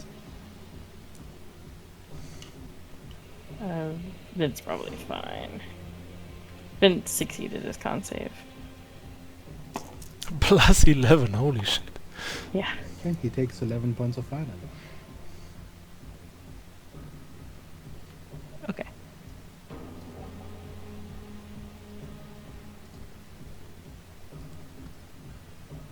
Do Vint slam door? Yeah, Vince slam door. I do not think I need you to roll on this. Wonderful. Because wind strength and damage. At this point, it's relatively easy. Because of The hand, massive. The fist just flies past you and Huxley, hitting the door square in its center. And the door blasts inwards. Can everyone in a direct line of the door please make me a dex save? Would is Evelyn safe or?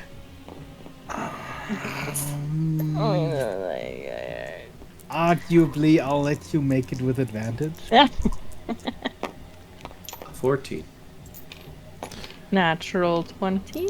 Oh, 22. Vince. The DC is 16.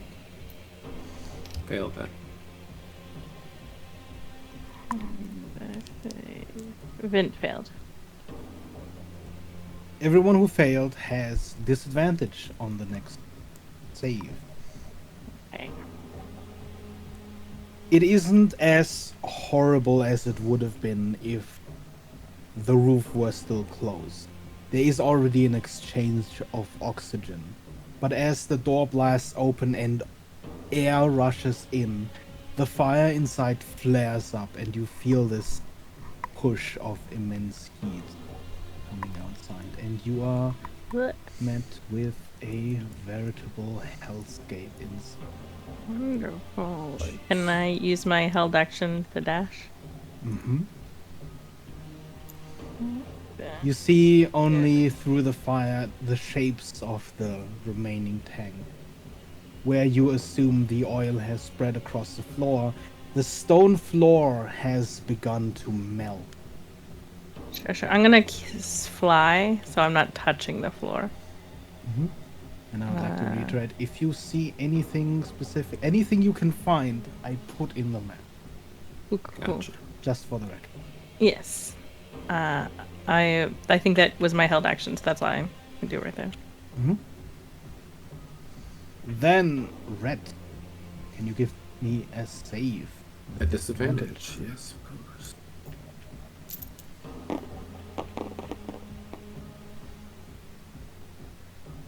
It's going to be 14, which I think is a fail. Right? The DC outside is 15. Ooh, Yeah, high so roll. I'll fail. That is 31 points of fire damage. Are you resistant?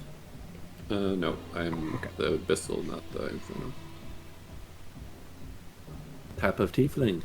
Because Yeah, line of just Beleth checking. and whatnot. Oh, but no, what resistance Yeah. everyone has, you know. And I will also float forward.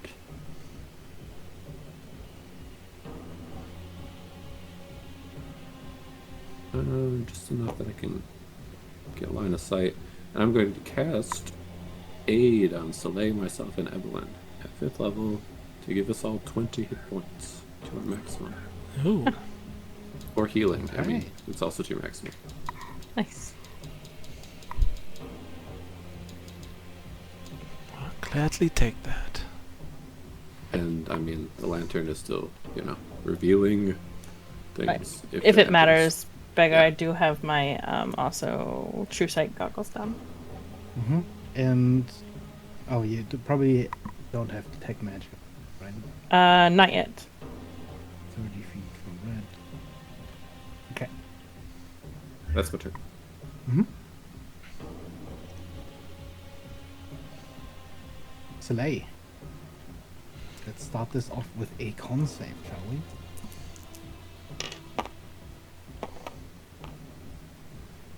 Yeah, that is like 26 or something. Okay, you take only 14 points of fire damage.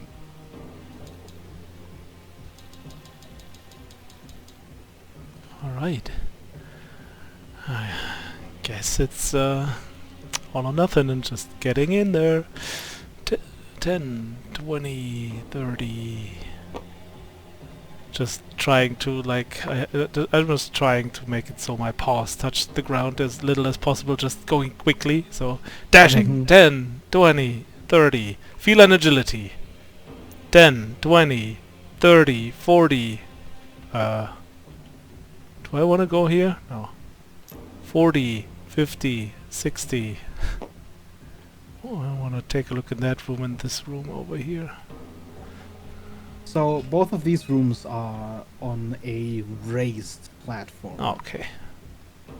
The stairs. Oh, the stairs were here. Okay, I would have gone up the stairs, of course. Do you have a instead. climbing speed? Yes, Okay. It's only 5 feet of movement if you have a climbing speed. because I am a cat. Stands slightly ajar, but you can see much of the inside. This door, you can definitely see it's blasted out of its hinges, but you don't see much of the room inside yet.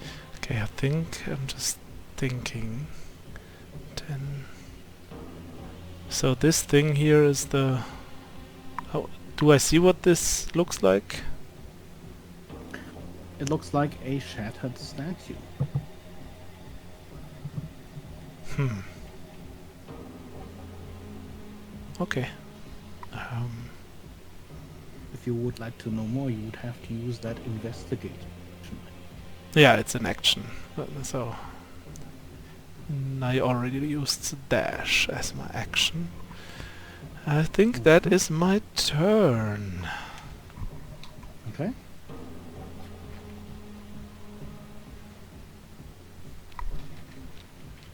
Huxley, Yes. a save, please, if you will. The DC, actually, is still outside, is 15.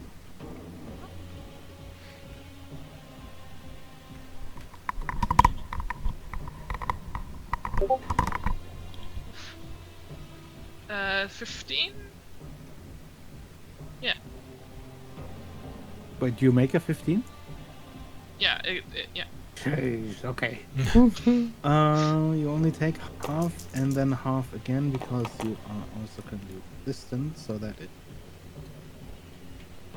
6 points of fire damage.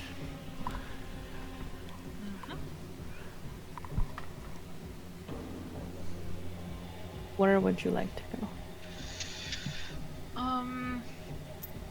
Guess run inside and just look around, follow Chalet.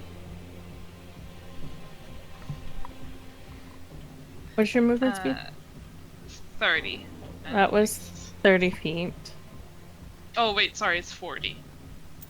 It's 40 feet. And then So I guess is I it that? dash another 40. So heading to Slay. Yeah, there's no other way, right? It's just... There's a door here. Here, backing up. There seems to go, but it also has like a broken wall right here. There's some broken stairs. There's a lot of fire this way. Maybe a cut through this way. I don't know what. Doesn't really look like there's anything. There's a door here and a door here. Yeah. Yeah, if I don't see anything or anyone, I'll just run after. I don't know if there's anything on the ground that catches your notice. Broken barrels. Like marks of burning, a pile of blood, burnt table, some skeletons, like some dead people. Like there's here. We're just here to get living people out, I guess. There are no living people that are gonna be still in here. There's somebody over here. We're just trying to see if we can't either retrieve anything or learn about what happened here. So there are dead people. Some, I don't know, if you would get here, you'd see like a couple marks on the ground if you wanted to investigate over there. Yeah, I guess I'll run to the door since I would know that it leads into the room. Like up here? No, to the one at This to one? the right. Yeah. Or there's technically one right here, sorry. That one. This one, okay. Probably then 40 instead. 5, 10, 15, 20, 25, 30, 35, 40. That's technically 40 feet of movement. You run into what looks to be a storage. You can see that much of the crates and chests that are in this room have just begun to catch on fire, purely from the heat surrounding this. But at the moment, some of the chests still look somewhat intact, despite some of the rubble that has broken them from the cave-in roof. You could have moved less if you wanted to, like, be here. Or here, you could be. But that is technically your 40 movement. Yeah. Can I grab a chest as a bonus action? To search a chest, you would have to use that same investigation. Yeah. So that's an action. I guess in that case I'll just stand there and scream like, nothing here, it's just some chests. Okay. And yeah, that's my turn, I guess. I'm gonna call for Vin to follow. I know I have to make a con save. Immediately in front of the door, there is a pretty large herd of heat. Yeah.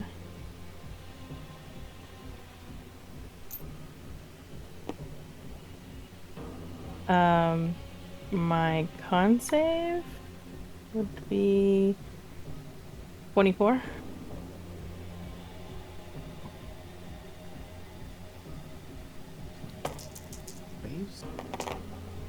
DC inside is 20. Ooh. So you take only 14 points of fire damage. Okay.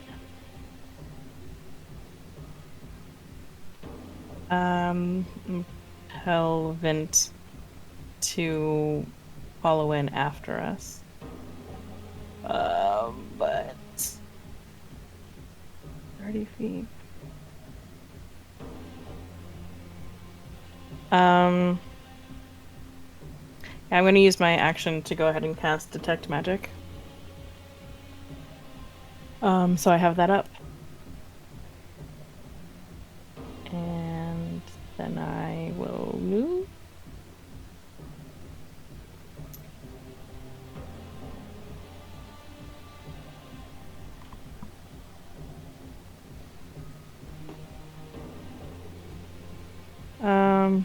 Detect magic was 30 feet, right? Yes. Okay. Nothing triggered for detect magic in this pathway, correct? Nope. Okay. I'll wait till my next turn to investigate here. You investigate? I can't. I cast detect magic. Okay. Then, Vind, could Vind please give me a con save? Right now for him, DC is still 15. That's a failure. And that is 26 points of damage. Fire. Okay.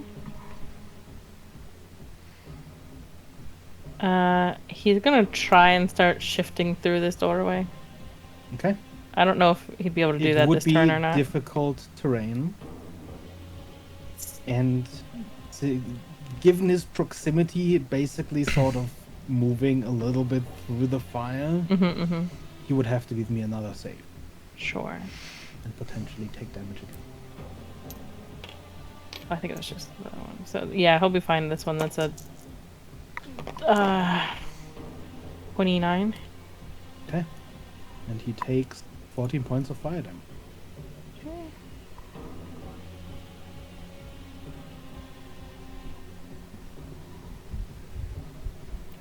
I don't know if I can slow his movement so he waits till Rhett gets out of the way to finish moving. Seeing as you're allies, you would sort of be able to squeeze around. Okay. Step over me. Vind isn't Okay. exactly a frame-filling creature. As a sort of lankier structure, he could move around you, like Okay. he's playing Twister. Then he'll have moved here.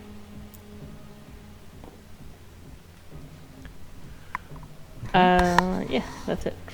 Red, please give me a Yes. save. DC 20.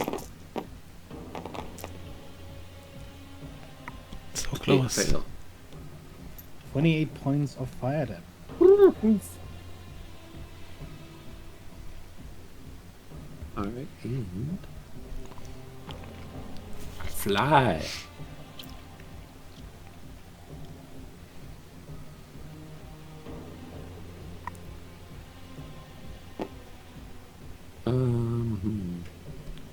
Was there anywhere I could see? Well, do I have to see? You do see something in the light of your lantern if when you reach this.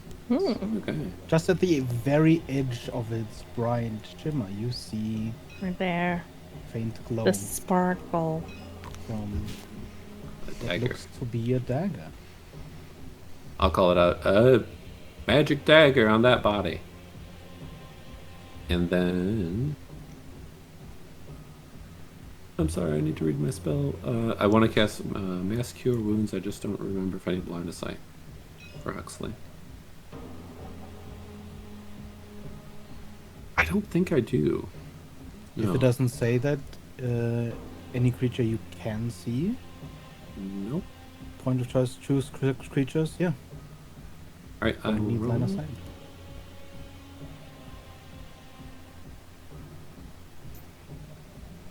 What are you casting? Mass Cure Cure Wounds. Yes. Uh-oh. Sorry, let me log it. I mean, if it helps, you don't have to target me. I haven't lost anything yet. You Because haven't lost any hit the points? temporary hit points I just lost. No, they're not temporary. They're your maximum Yeah, increases. it increases your maximum. Jade did. 8 is not temporary. It is. Oh, okay, nice. So that's 17 points of healing to everyone. And I lost Except 14, so I guess 14. Except Vint, correct. Right. I wasn't healing him. Okay, nice. Yep. And that's my turn. Oh, actually, Just feels like a slight Soleil's the sunburn. furthest. So I will give you a bardic inspiration as I point out the magic things. So you have inspiration die. Nice. That's my turn. Still D10s, right? Okay, It is. cool.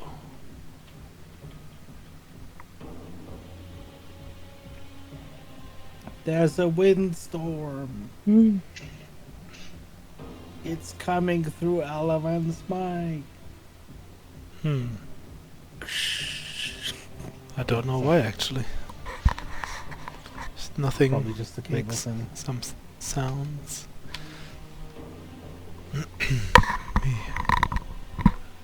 There you go. Yeah, nice.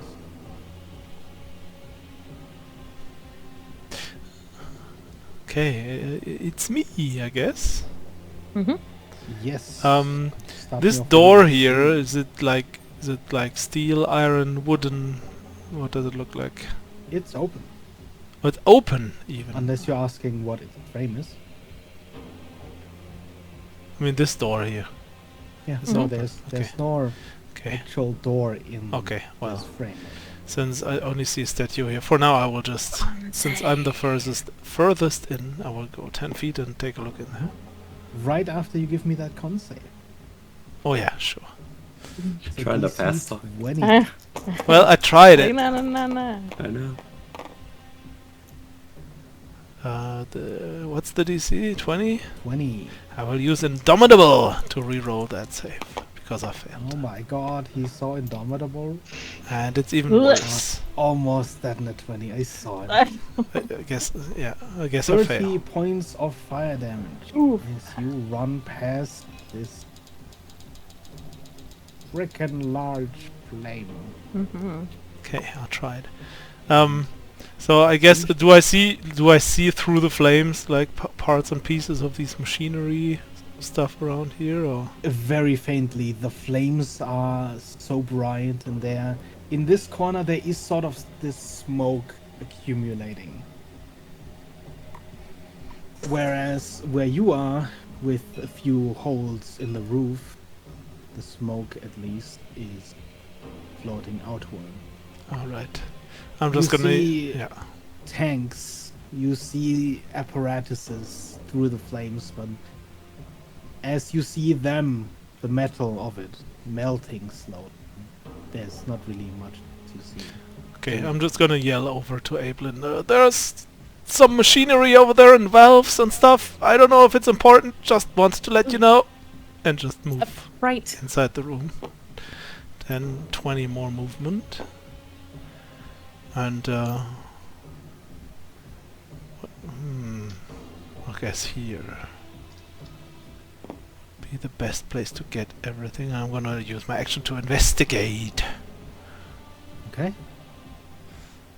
You investigate the area, you see an altar, a broken chair, and a broken chest. Which one would you like to investigate? I was hoping everything at once. But let's start with.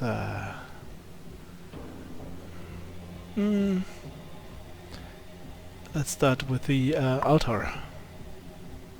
Okay. Roll me a religion check, please. Religion. God damn it! It's the one thing I cannot use my maneuver on. Okay. I would like to maneuver around the intricacies of religion. That's at least an okay roll, but my religion is probably bad. Oh yeah, it's a 0, so it's just a straight roll. 14. You can tell that this altar wasn't broken by some sort of coincidence or as collateral. You see clear marks of singeing, of something actively smashing this altar to bits.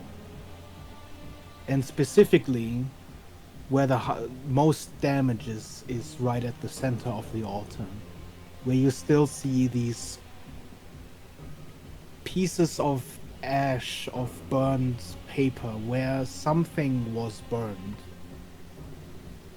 Likely, as it is an altar, something holy to the cleanser's religion. But it's completely burnt. There's nothing like There's salvageable or nothing something. left of this Okay. book.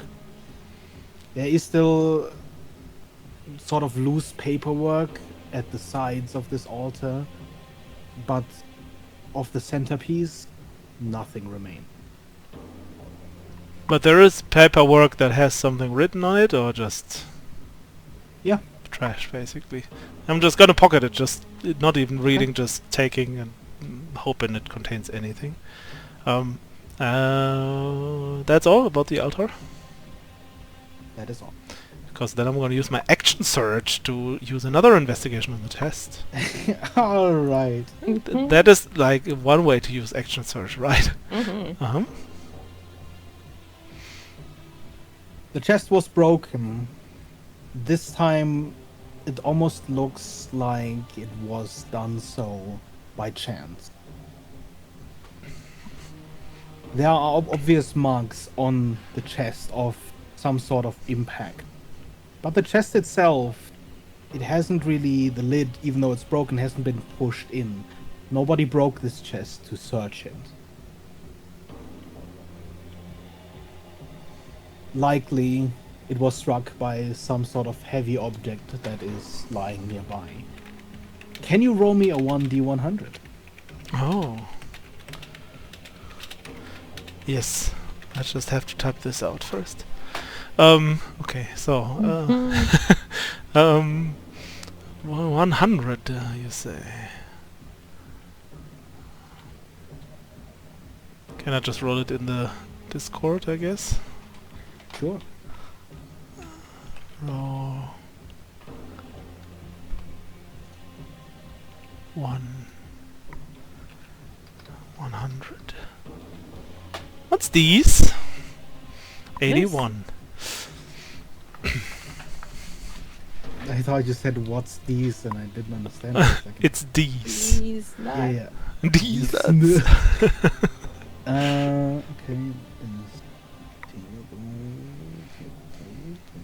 Give me another 1d100. Oh, another one. Mm-hmm. Now it's gonna be shitty. What should be 100? Mediocre.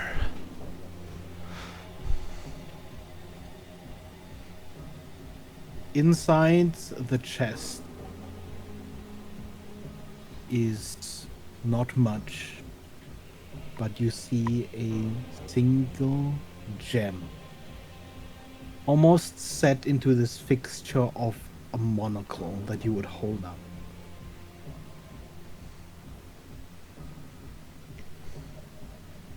I mean, grabbing it, stuffing it in my pocket, just where the piece of paper is also, and just A bag of holding now, just to point Yeah. out, you don't have to keep shoving things into your pockets. yeah, I mean, my bag of holding is my pocket, basically, now. Oh, okay. You could Shuffle. probably sew your bag of holding into like your clothing. Yeah.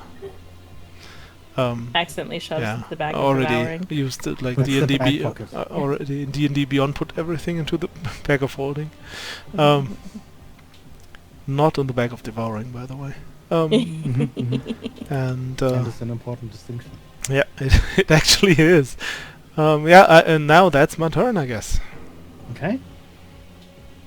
Then we wrap around Huxley. First, please, a con save. DC 20.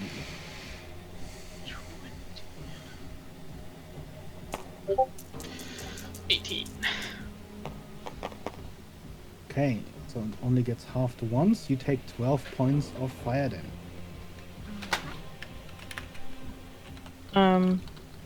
Since you're not in the game, the only things I can see to spot out would be the boxes that you might be able to search. There is like this broken bottle on the ground. There's a mark on the ground. I can't tell if that's just decorative or like for like, hey, this is rubbled, or if there was something there. Another box, some statues, rubble. You said there were chests? Well, they're like the boxes. He said there were some boxes that haven't been touched by the fire yet, Yeah, but are mostly intact. I'll just try to investigate those boxes and maybe like this whole area if I can. Yeah, as you investigate, you see that some of these crates have caught fire simply from drying out and the heat in the area. Amongst the rubble, you see nothing of interest, but there is a crate that is broken open by the rubble, then seems safe to search. Search it. Could you roll me 2d8? 2d8.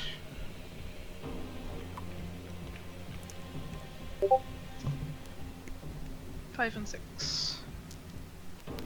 Inside, as you open this broken crate, you see several vials of a black liquid.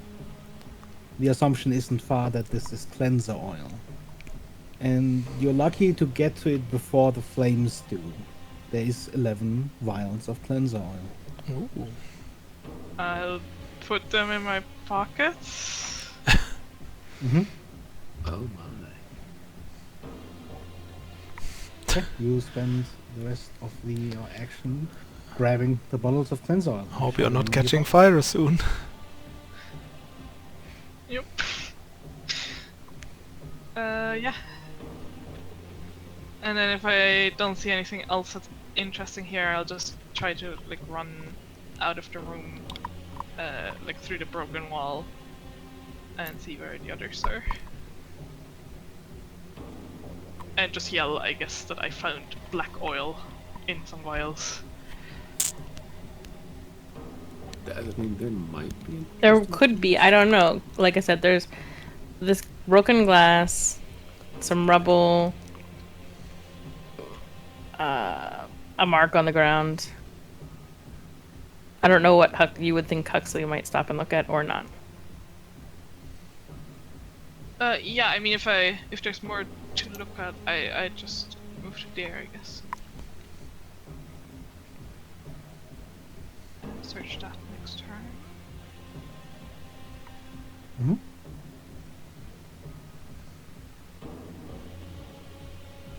Yeah. Okay. Evelyn. Okay. It's 22 for my con save. That saves. That is half. So you take 13 points of fire damage.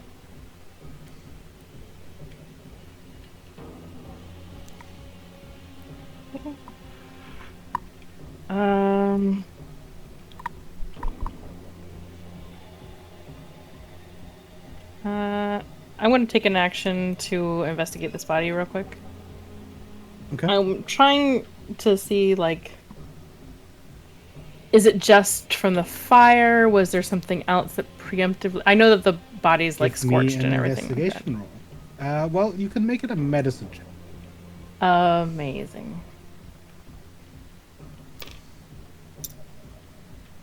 I can't tell what that is.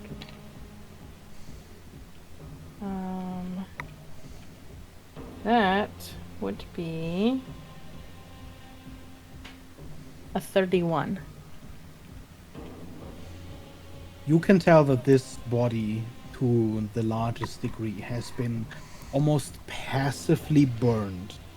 As in, it dried out and started just from the heat. Essentially, as if you would bake something to a black crisp. Mm-hmm. But there are no direct signs on the ground of the soot, of this blackening. So it wasn't that this creature died from fire, from being on fire. You can see where during the drying it has sort of stretched out. The skin that is now burned, there is a large cleft in it, likely made by a cutting implement. Okay. At this stage, it's hard to tell whether or not it was something small or something large because the heat has warped it so much. Right. Then I will start moving. 15, 20, 30. And with your that's- true signs additionally Yes. being glow up. I'm about to wait till my next turn, potentially. I'm just going to tell Vint to stay somewhat close for the time being. Can give me his con check. Save. Would be That's gonna be a save. That's a 20. Oh, it's a That's 24. 12 fire damage.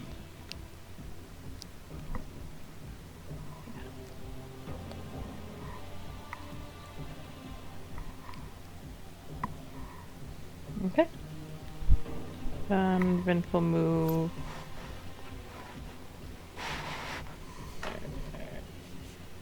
We'll move around here-ish.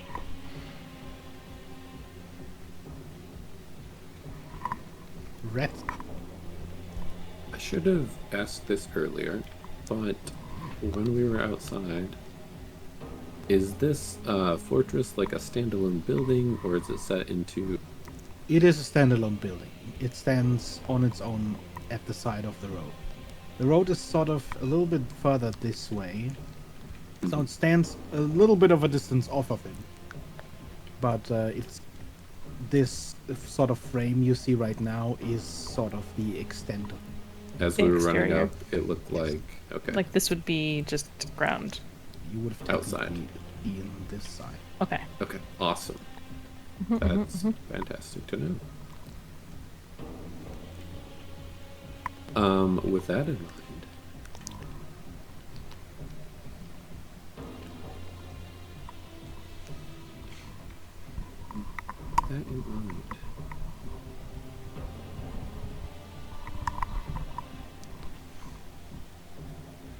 I know people are checking those, so I'm gonna take a con save, of course, first. Of course, of course. Yes. Nice. Oh, 22. Good one. You only take half. That is 12 points of fire damage. Okay.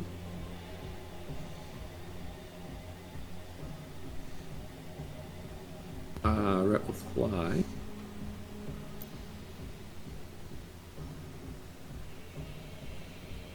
To this room that is unoccupied. Mm-hmm. And I'll take my action.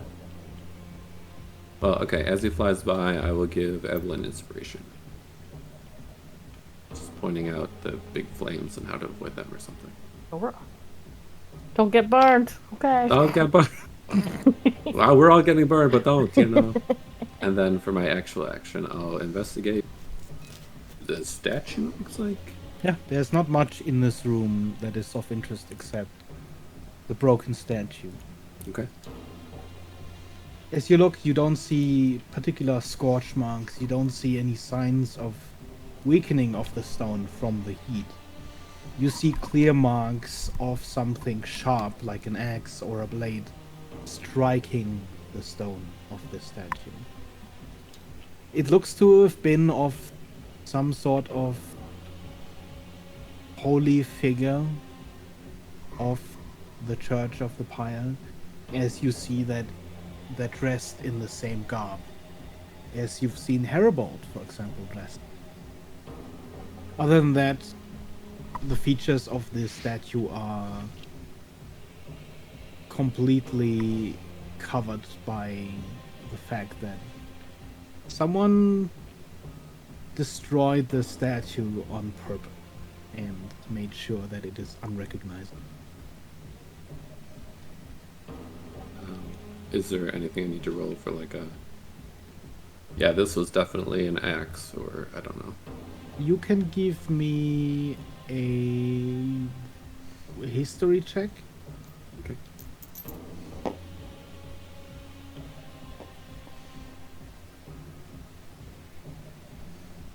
Yeah, 11. Okay. Nope. Yeah, 11. From the impacts, you can tell that it seems to have taken multiple to break some pieces of the statue. So likely it was a lighter weapon. Probably not an axe or even something heavier.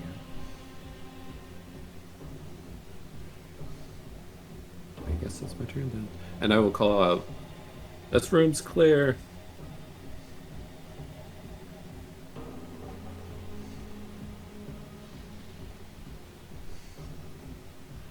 Okay.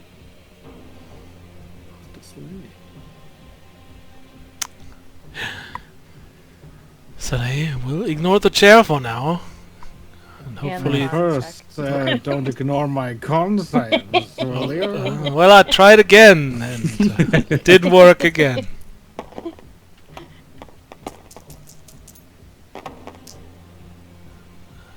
Might as well use my second Indomitable. Although, Oh my god. let me see. No, it was 16, and the 20. It was 20, right? Yes. First, I will try and use the Bardic Inspiration to get the save done. Yeah. What? That is an additional Ooh. 9. So Nice. now I do make the save. Thanks for the inspiration. Okay, you take half, so that is 11 points of fire damage. All right. Where the fuck did that even come from? No, Don't worry about there's it. someone standing in the fire. Maybe I was that. Soleil will move. Ignore the chair for now, and hopefully it's just a chair. We'll move over here. So there are two things right next to me. What are these?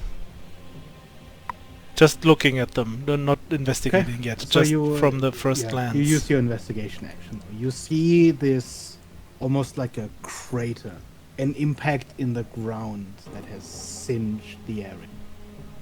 From the fact that the whole area is sort of caved in, it either broke in or broke up. And next to you, you see, again, something smashed. It looks like a large sarcophagus that seems eerily familiar. Which one would you like to investigate? Oh boy. Also, in addition, like, I can see this smashed wall here. Is this like, is there open air? Are there holes in the wall that lead outside, or This just whole in wall yeah. is, it's the sort of, almost like a skeletal frame of bricks and mostly rubble. Mm-hmm. There is open air.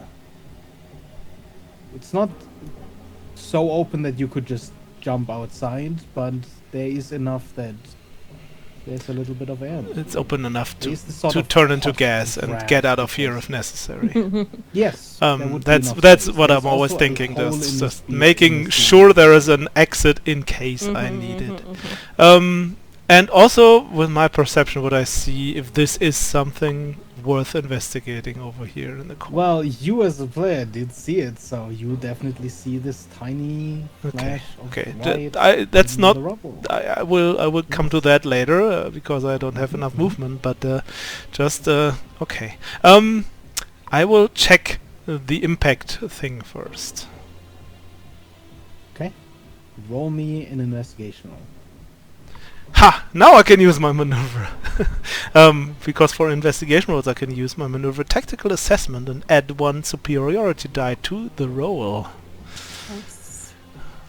I will do that. Because I'm not good at investigating otherwise. Oh, so close to a natural. Oh, this is so bad! Wow. Holy shit! Unfortunate. That's 6. You're not quite sure what made this impact, except that it left behind a lot of ash, the sort of glowing heat on the ground. It isn't molten like inside the structure, but there is definitely something that left here with enough heat that it caused scorch marks and embers to fall onto the ground. Mm-hmm. You can also tell that whatever impacted here or broke out must have gone outside, from the fact that the soot on the ground is partially covered by the rubble that has fallen on, Mm-hmm. therefore implying that the rubble wasn't there when the scorch mark. Cool. Doesn't remind me in any kind of like another impact that a certain angel made when they fell from the sky and stuff. Not particularly. Okay, That one just- was massive by comparison. Okay, just making sure this isn't the same thing. Okay, cool. That's my turn, I guess.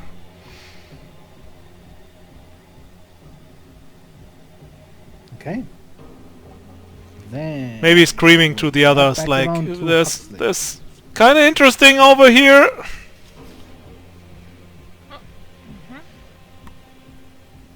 Where should we? It He's stays like over in here. a Oh, room Two around two the rooms corner. So you over. have to go out and up and over this way. Just looking at this corner that I'm in right now, is there anything that like would stand out that I should investigate? Close. There is, as Evelyn's mentioned before, there's sort of broken glass on the ground that could be of interest. There's a suit of armor in this warehouse that stands against the wall. There's another chest as well in the corner that seems to have been broken. Yeah, I Couldn't guess. find much. Can I investigate both the glass and the chests, or is that action? So if you use your investigation, you would see that your action basically. You see that the chest, while it is caved in, also seems to be largely empty. The suit of armor could be worth something. It's a suit of plate armor, but it doesn't seem in any way magical to your eyes.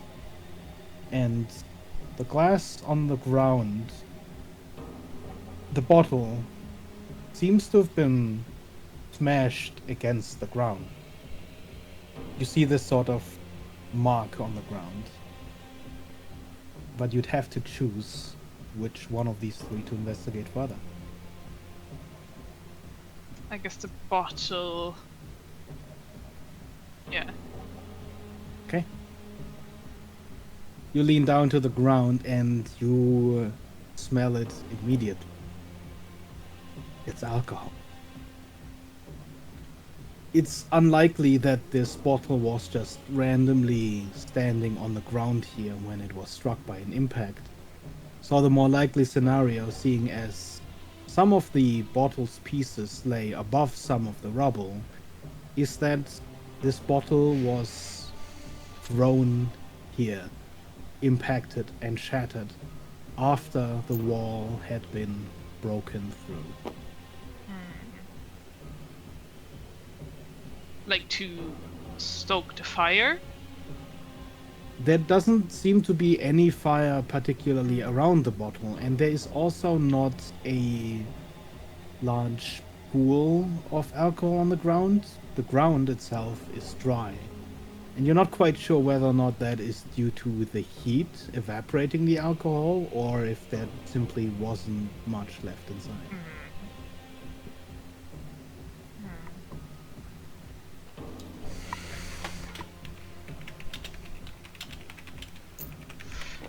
I guess I'll just take note of it, and then run towards Chalet since he said something interesting was happening. Yeah. Like that crate seems empty. Forward. That is movement. Okay. Yeah. The person's gone. Yeah, I put her away again. It must have been a mirage.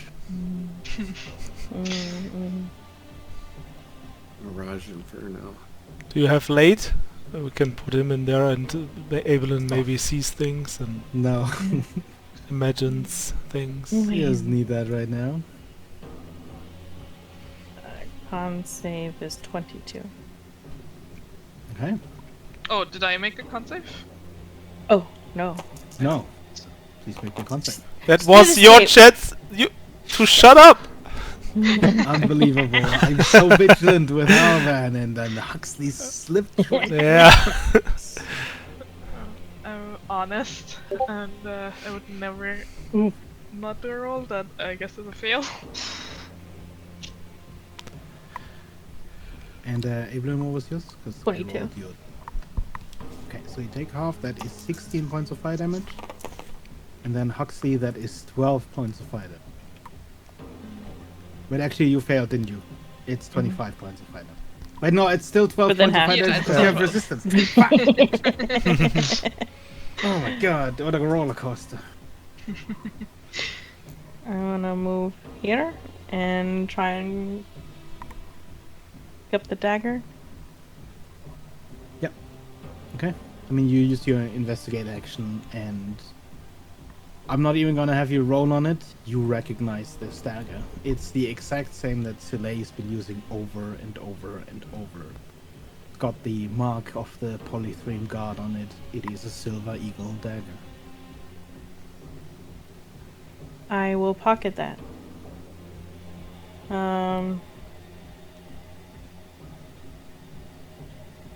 Did Kara have one of those? She had a silver eagle weapon. I don't know if it was. Mm-hmm. Mm-hmm. Was this set in a way that it was like next to the body or like impaled in the body? It's stuck in the body. It likely fell out when the body sort of desiccated and dried and burned. But you see right where it sort of must have fallen out a large gap again that has been warped by the heat. Okay. I know that was my action, but out of curiosity, would I be able to tell if... Is this just fire over here? Or is that a body? Or...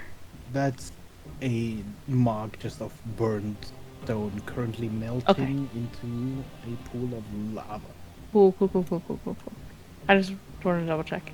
Mhm. That would have been all I got from investigating the body, correct? Yes. Then I was... did print move? 5 and 15, 20. What's that way? Vint will go. Vint will succeed. Okay. That's 10 points of fire. Okay. And Vint will just move here.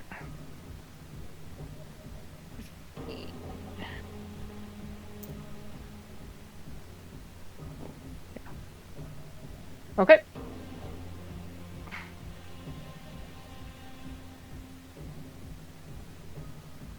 Okay. Ret. Yes, I'm gonna fly back out of here. I heard what Soleil said, but everyone's headed there. I trust Evelyn to see things better than I will.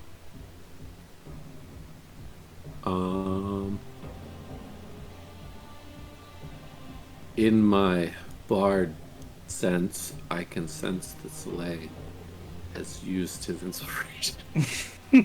Yeah. I'm gonna say, great job, buddy! Keep going! Give you another one. Nice. And then I'm gonna fly actually over here. Mm-hmm. And Brett's just curious to try out his new instrument. I am going to cast Stone Shape to create a doorway. Oh. Right here in this stone wall. Outside. And making yeah. another exit. Immediately as you shape this impromptu doorway, you feel some of the heated air begin to move through it as more oxygen can flow through.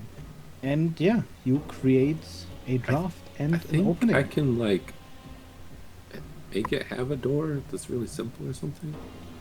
So I'll do that. I guess.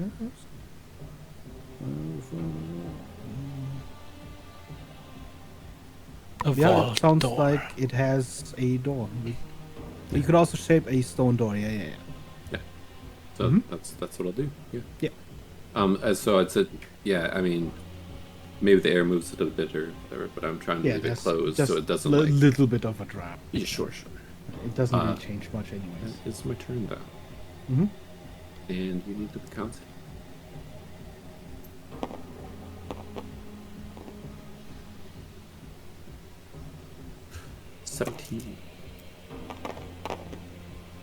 You take 28 points of fire damage. Okay.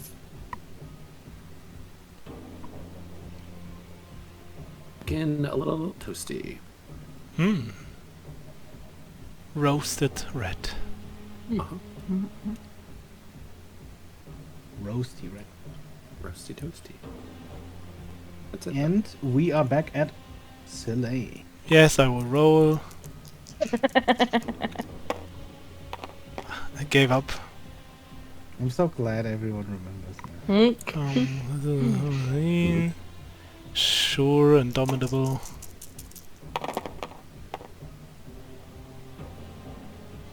Ah. Close.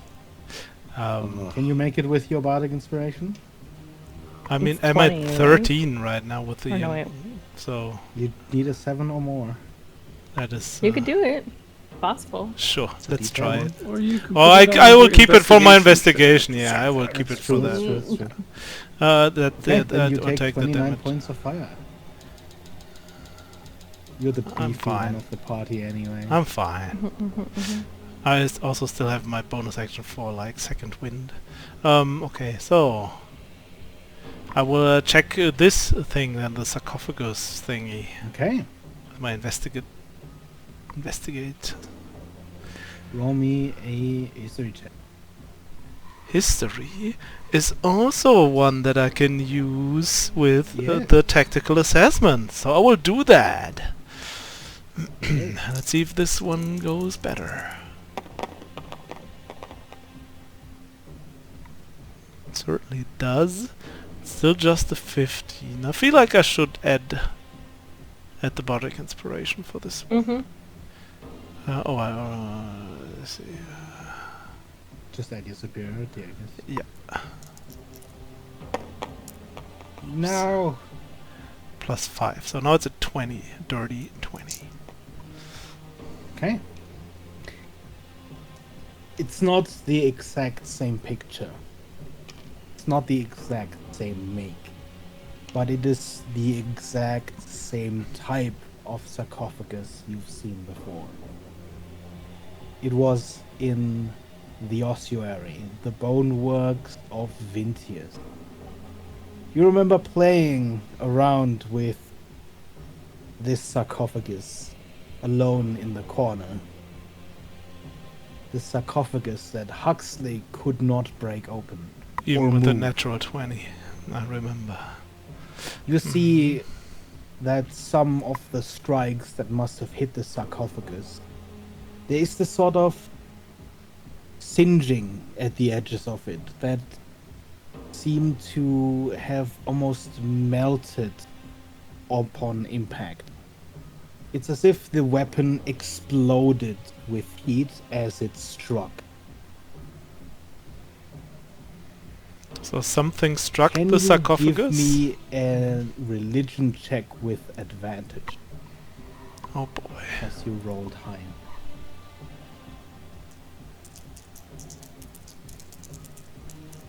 Like someone cut smite. Exactly. Natural 20! You've seen damage Ooh. like this before, Mm-hmm. like from a branding smite. Mm-hmm. Mm-hmm. Frickin' Kara. Frickin' Kara. Freya, how could Freya, you? why? It was necessary. It was necessary. Now we gotta kill you. Sorry. Wow. Well. Okay. And this thing looks like, I mean, it's a sarcophagus. Does it look like it's been opened? Like, does it? Yeah, I mean it's smashed. The lid is smashed open. Even some of the Yeah. frame, the sort of casket frame, is broken to pieces. Whatever was inside here is probably not anymore, if there was anything, because it is empty. Alright. I guess I will just use my movement. Go over here. Mm-hmm. And I will use my bonus action to use second wind. How much does that heal again?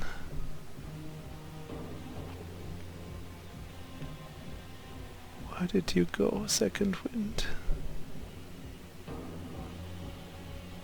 Well, it's because it's a bonus action. There. Oh yeah, plus my level. Okay, 1d10 plus my level, and it's 2d10 actually because I have the rallying horn. So that's 9. 9 plus 10. Wow, that was very good roll. It's 19 plus my level 14, so I heal for 35. Jesus Christ. And that's my turn. Fucking fighters, man. Fighters. Okay, we wrap around to Huxley. I succeed the con save this time. And you trying to move in after Slay? Yeah, I'll just like, I guess, move into the door and actually like, you need help? You take 5 points of fight damage.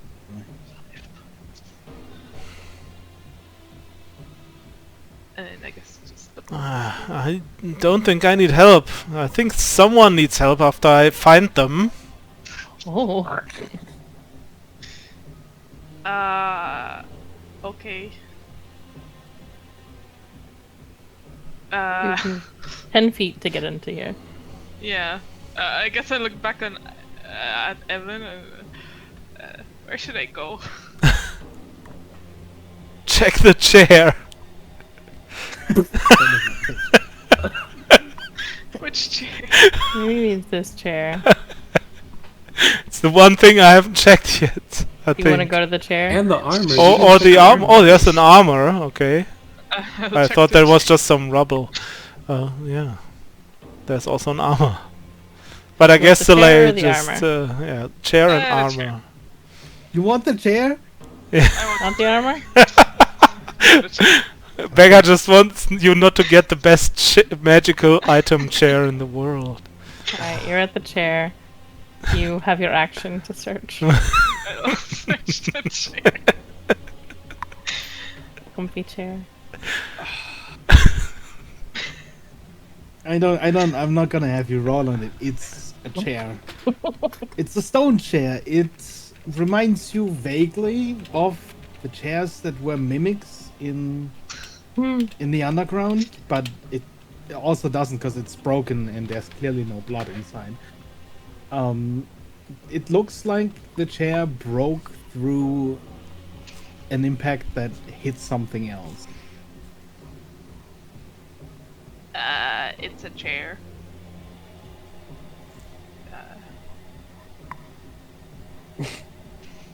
Guess that's my turn. Oh. Okay. It's Evan's turn. It's Evan's turn. I just want to pot, like... I guess we're moving over a con save first. Yeah. It should be a success. Hold on. 16 plus 7. Yeah, 23. Okay. That is 10 points of fire damage to you.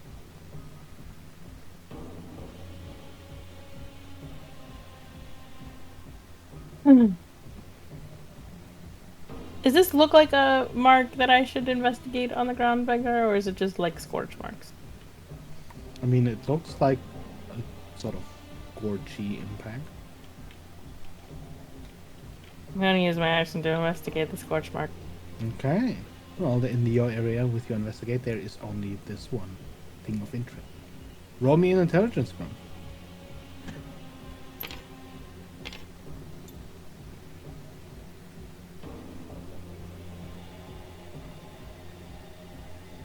Intelligence, investigation, or just straight intelligence? Straight intelligence. Is the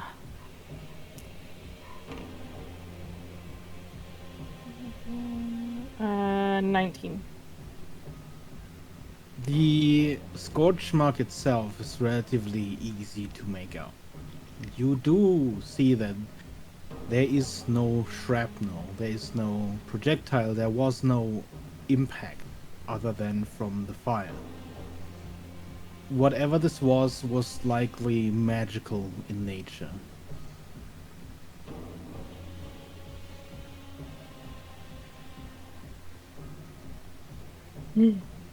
Alright. I'm gonna note that, and then I will go ahead and move.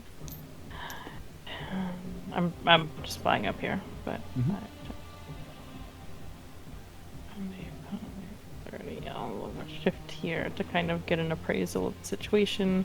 I'll tell Vint to wait where he's at. I guess. His con save is a failure. That's only a 17.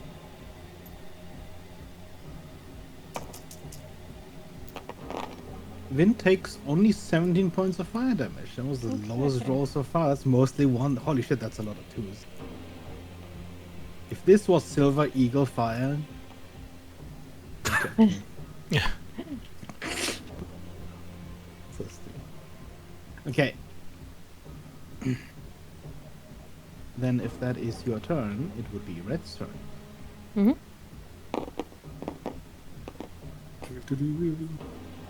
Oh, big fail. 24 points of fire. Okay. Okay. I see. No, it's fine. I mean, it's not fine. He's like, oh god, why? But with 20 feet of movement, it's going to fly back this way. Grab, I think that's the more solid-looking body. The bigger, solider one. Grab that. Not investigate or anything, just like grab it. And then fly out the door. Okay. Immediately outside, there's still a great deal of heat. You'd have to move essentially like just outside. Yeah. Did that take my be action to grab it? Or do I have a dash? I mean, a skeleton's more of an object. I would say if you were walking, it'd be more difficult. But since you're flying, you would still have your dash. Then I would like to do that as my action. Okay.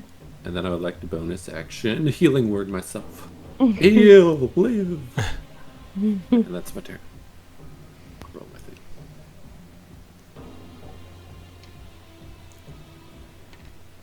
No, it's something. Okay.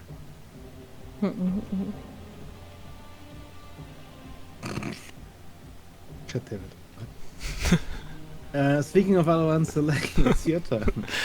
Okay, I wanna roll my save. I have nothing anymore. No inspiration, no indomitable. It's just the roll. Just a bunch of HP still. And That oh, was it's almost 21. It is so close. 13, So plus 8, 21. you take 14 points of fire damage. Okay. Yeah, we'll check on the thing that I just saw there in all the rubble. Yeah, I mean, you find something that definitely should not be here. Or, going off of your assumption, maybe exactly what you expected as you pluck a white feather from the rubble.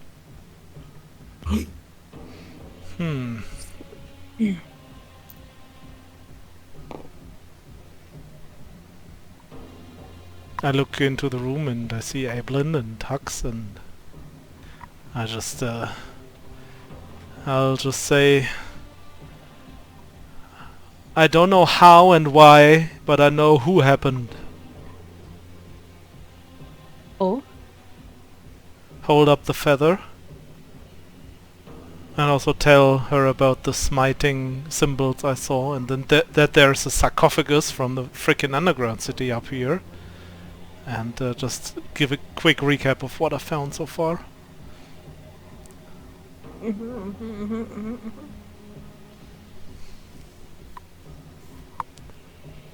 Feel like I have a pretty good idea who this might be, who this might was. Considering you met Kara lately, right? Since I The- relatively been avoiding her. Kind of, yeah, she kind of radiated anger and heat, and take a look around. This kind of looks like anger and heat to me. I feel like we should consider slowly getting out of here, or do you think there's more to discover?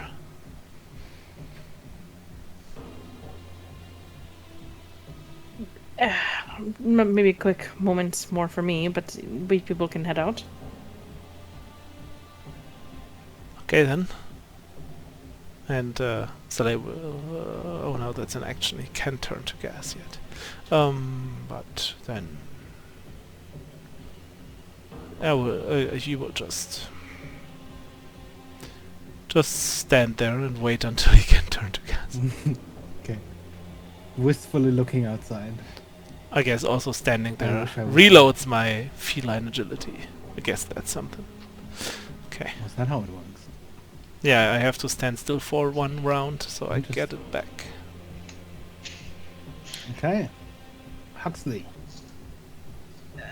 So we're leaving. Unless you spot anything else, best to make our way out.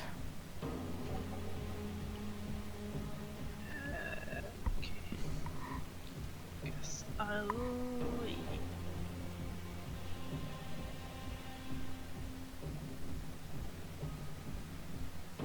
I guess I'll go outside to her.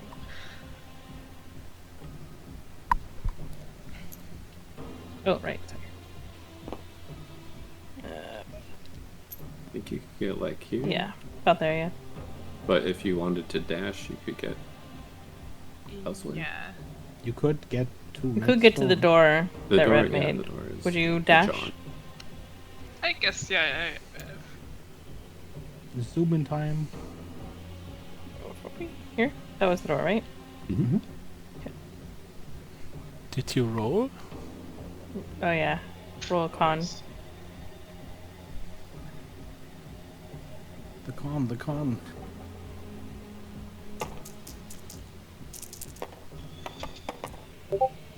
That is a 21. That is 7 points of fire damage.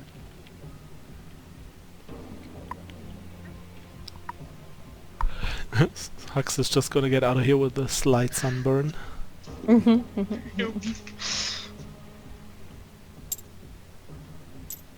Nice and tanned. I did not succeed on that save. 24 points of fire.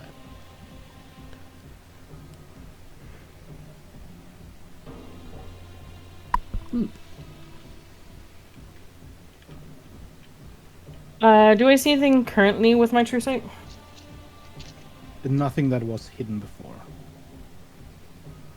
I'm gonna yell at Vent to head back out the door. I'm gonna make a quick loop.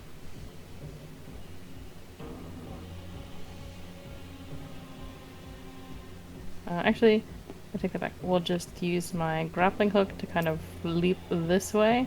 Mm-hmm. Do I notice anything with true sight in that process? No. Okay. Then I will leap back. And I'll move. I probably get to here. 5.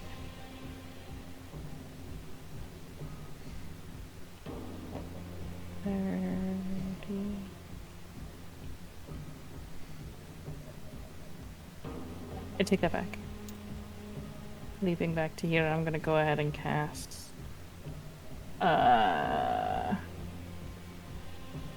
Arcane Ablation on myself. I see you must be getting low on hit point.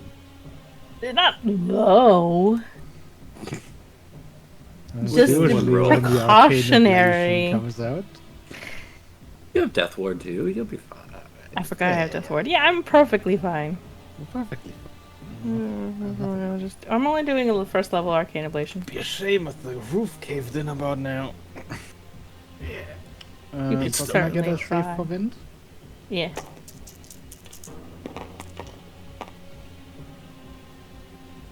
He saves. That is 12 points of fire.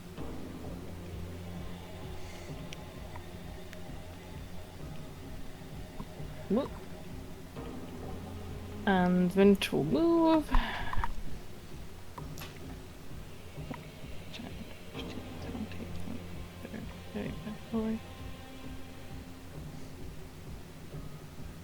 Get to here.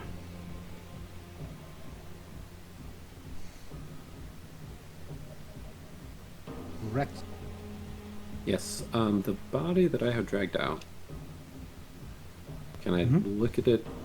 Is it whole? I don't know how better to say It's whole, but it's basically mummified. It's heavily desiccated. that. Yeah, Parts of the skin are so burned it's flaking off. Cracking. Mhm. I look back at the doorway, see Huxley, who looks fine, probably not even bloodied. Yeah, I mean, this whole time there's been this circle of fire sort of wafting around Huxley anyways. It's on fire, From the just fire two peas in a shield? pod. Yeah, I know. I didn't bring this up, but it was odd as Huxley stuck some oil into their fire pocket. But anyway, I'm gonna call back and be like, "Hey, drag crates out or something so we can check them, Oh, okay. or armor, or something. I don't know. Since you're right there, just the close ones. Then I'm gonna fly over this way. Soleil, can you hear me? Do you need help? Yell if you need help. Don't need help, Okay. I think. You got this, bud. I'm gonna give you my last inspiration. That'll be my turn, though. I'm gonna try to stay You help anyway. outside the, Radius. whatever. Heat. What I feel appropriate. That's it. Okay, Soleil.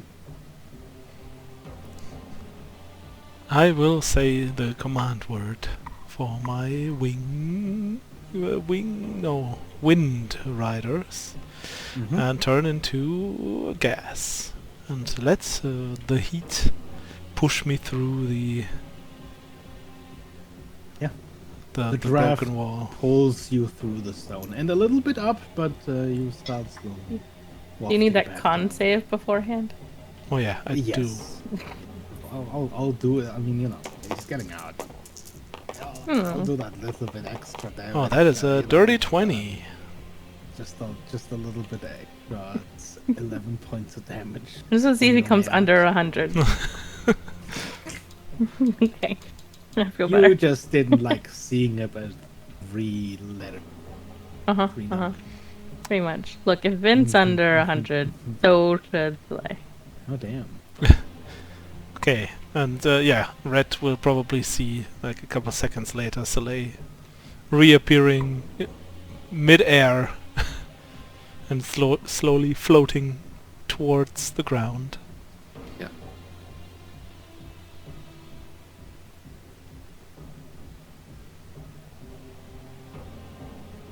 Okay.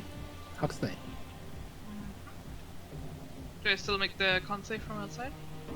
You're still until you've reached the edge of the map essentially. Yeah.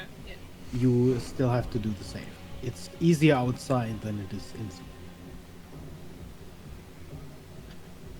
I'd say since you're in the doorway right now, it's the easier DC. 15. It's enough coolish air around you then. Well, I guess 16, so I guess that's good. Yeah. You go back in. Yeah, and then I'll go back in. You take 6 points of fire damage. I think I've taken 12 for 6 every time. Yeah. Yeah, I'll go back in and just grab the first thing, like The suit of or armor is crate. closest. Yeah, I'll grab You the suit just of sort armor. of grab the whole suit of armor. It's sort of right on this armor stand. It clinks around, but you can just carry it outside. And I guess I'll just run after Rat with the suit of armor. Yeah, I mean, Red, you Nice. definitely see this because it's clunk, clunk, clunk, clunk, clunk. It's Make it all the way over Huxley to runs Red. outside with the full suit of plate armor. Is that your turn? Yeah. Okay, then finishing out Evelyn. Last one to get out. That is not a success. That is 28 points of damage. That was so close. This is my answer cancellation. Okay. Ah, didn't even trigger death ward yet. No, So not it's yet. fine. It's So that goes back okay. to 3.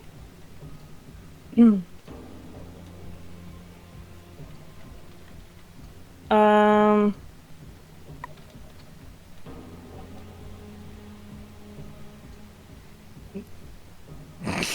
Damn it, Alan.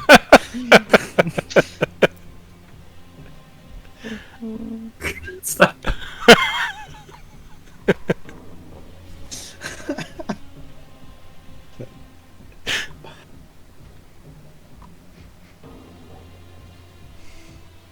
I'm gonna cast the spell. You cast what? I'm casting a spell. Oh, yeah. Onto Luke's Oh. Resilience Sphere. Okay. On myself. Alright. My hamster ball out this. How much I'm just gonna cruise around. It's fine. I'm just Yeah. gonna- Pushing half my speed. But I already Immediately as moved. you cast Resilience Sphere, you feel so comfortably cold. Yeah. Good times. That is my turn. Vint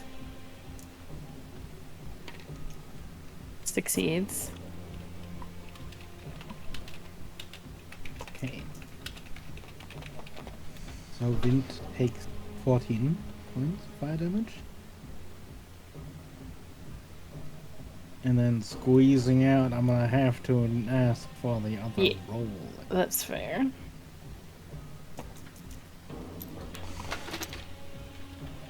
That's a 21. Then that is 11 points of fire damage. Okay. Then I think Vint should be able to get over to this clearing again. Mhm.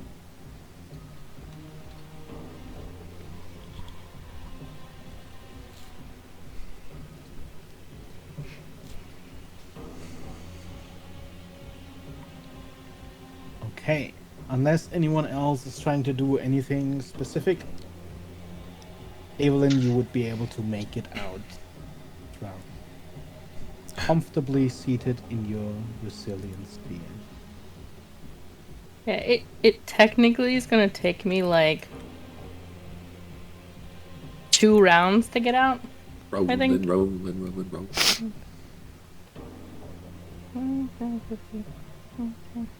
3 rounds to get out because I have half movement. It's- Rolling slowly. And Yeah, I unless mean- anyone's like rushing back Is she in. I good? mean, even if you rush back in and you see the ball rolling towards you, you'd be. In the meantime, just We can- Red, you won't believe what I found. Yeah. Is that a feather? That is a feather, and I definitely saw. Is that a word? Smite marks? Wow. I guess so, yeah. Yeah. Took me like 4 rounds to get away from these. Roll and roll Yeah. and roll. At some point, you see this just That was shimmering wrong. orb appear in the doorway and just slowly roll outside. I'm gonna take this body back over here. Yeah. Let's regroup on that. Sure.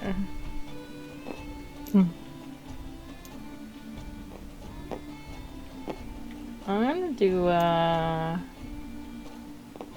fast cure wounds on myself. Mm-hmm. Yeah, that was highly unpleasant. All right. Excuse me, cleanser, fellow person. Yeah? Cleansers have done? like, yeah, I mean, sorta. Cleansers have like money, right? We just kind I of took mean, this in an We emergency, have but our like, funds. We get paid by the city and by settlements to keep the blight at bay. So Yeah. Okay, yeah, perfect. That's what I figured. All right, let me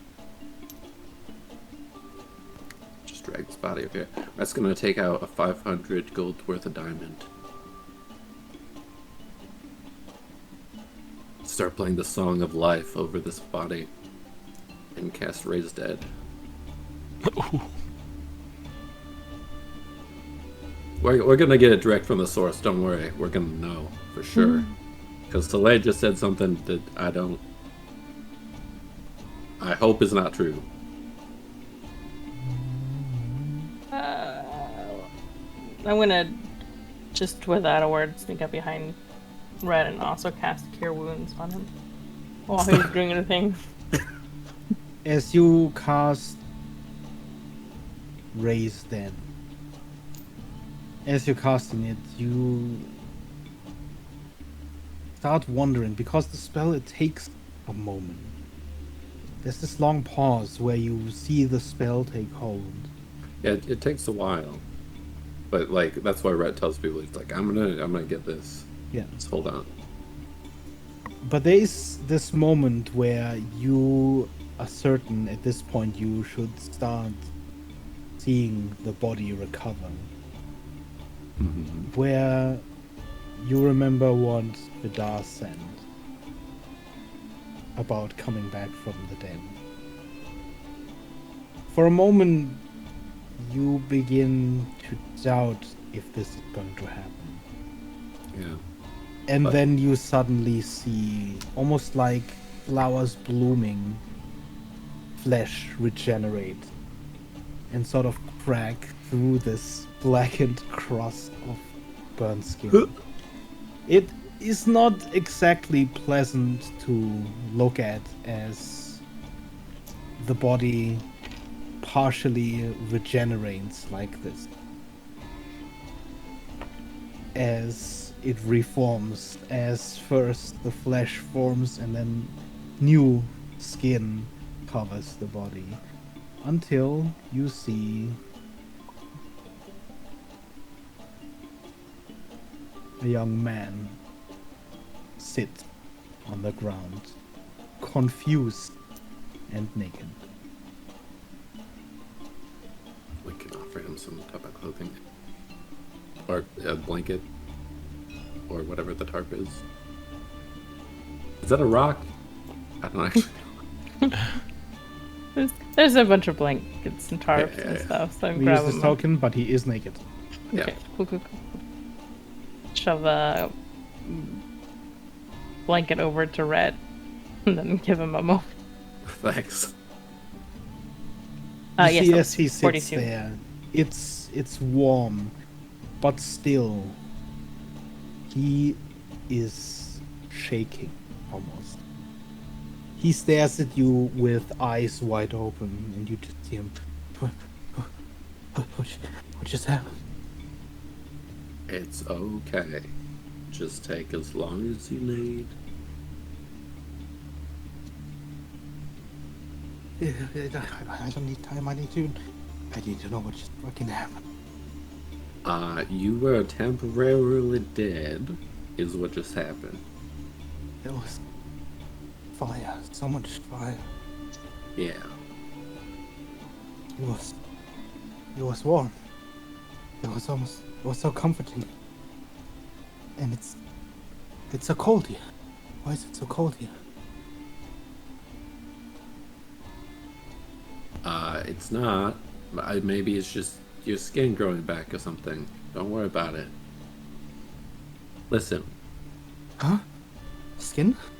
What are you talking about? It's fine. Do you remember anything before the comforting part of the fire? Yeah. It's a creature. It's a silvery clad soldier came barging in through the door, all wreathed in fire. Couldn't even draw my. I felt the pain in my side, and I was on the ground, and there was fire everywhere. silver clad. Did you see any? What kind of weapon? What kind of weapon did this person have? Oh,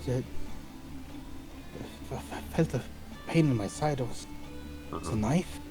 It's a long sword. Sword. Okay.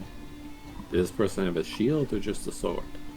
I don't remember. I didn't see a shield. I don't remember a shield.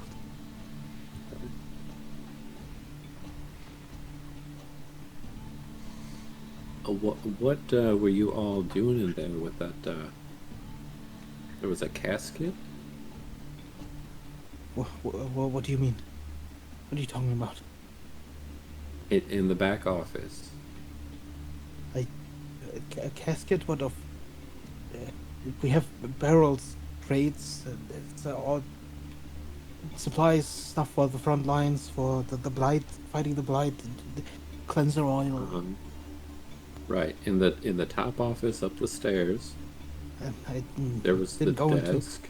top office. It's not my office. Okay, whose office was that? It's the High Cleanser's office. High Cleanser's office. Only High okay. Cleanser's office. Okay, I see. I see. And this soldier, were you the first one the soldier attacked, or did you see some others this soldier attack? No, the door opened and there was a crash, and I saw Thea go down, and she just crumpled like a sack of potato, like a sack just crumpled on the ground. There was fire and silver, and I remember something breaking the wall next to me. There was fire and this ringing in my ears, and then I felt a sharp pain in my side. Okay. All right. Are you able to stand up? I don't know. I can try.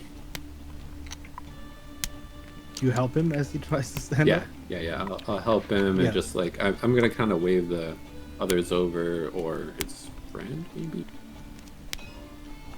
They're we're like trying to bring him back to the group. Yeah, as you sort of pull him to his feet, you realize there is significant weakness in this man.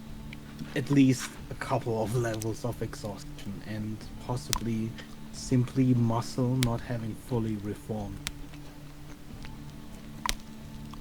But with you and the other cleanser stabilizing him, he very shakily stands, still leaning heavily, you and the other.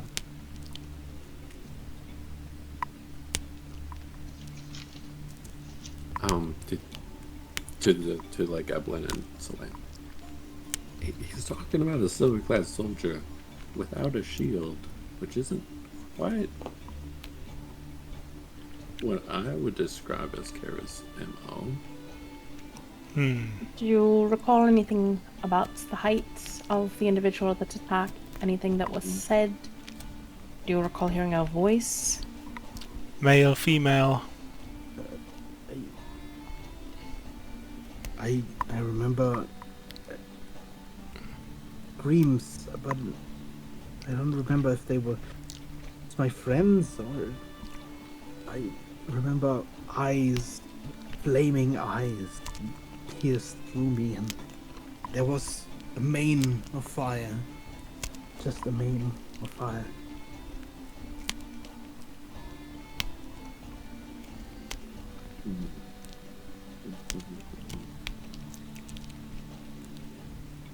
Alright, I'm gonna try to help you remember a little better. But I don't want you to be thrown off by too much. And I'm gonna cast Modify Memory to allow the target to recall an event with perfect clarity and exacting detail.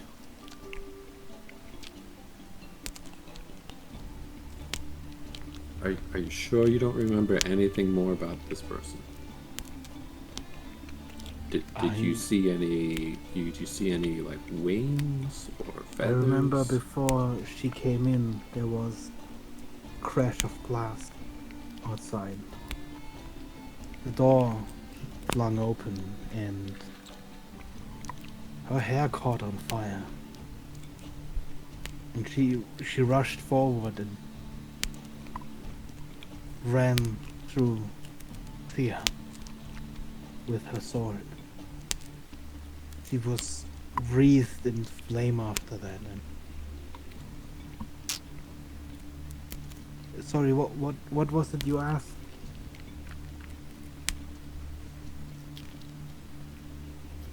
Did she have wing? Yeah. Wings. No, or I don't recall anything like that. Okay. any wings.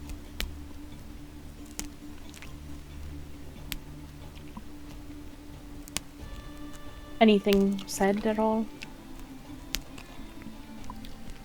Seemed so angry, but she didn't say a word before I fell.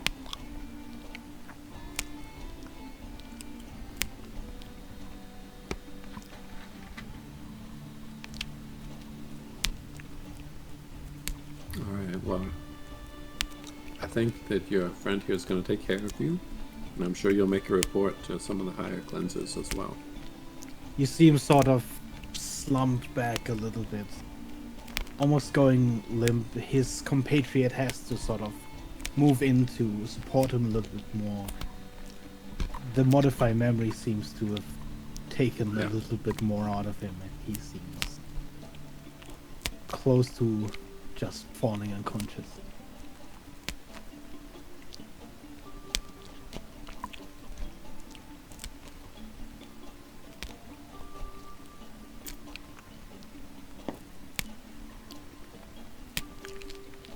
I don't know, Soleil. I mean, it might be Kara, but it didn't quite sound like anything we've seen before. Yeah, Might there's just still be a some chance other- it wasn't Kara, but I saw that sarcophagus, and I saw those. You said it was like the ones down in the, Yeah, in the it shelter. yeah, it was exactly like one of those. Down in the city of the Drow, and the just the signs of the damage that was caused. It just looked super similar to what Kara left behind when she used her Yeah. divine powers. I think Hannibal knows some answers. He would know what was in that sarcophagus. Possibly. Should. Perhaps we should see if we can't locate Kara first. Yeah. You can understand languages, right, Evelyn? Yes. So maybe we should also try Ithaliana, the other angel in back home. Agreed. I'd like to see what their current condition is. All things considered. Mm-hmm. Alright, let's head back then. As you begin to head out onto the road, you see in the distance as well a carriage draped with the colors of the Church of the Eternal Pyre currently headed your way. And before we get into that, I think now is a good time to end because I'm feeling a little bit nauseous. I know Yeah. it's been 3.5 hours, but I think this is probably good That's perfectly fine. Yeah. No worries. to end. Is that gonna be Heribald? We'll see. Thank you Probably. guys for you. session. Thank you Barbara. too. Was great. And I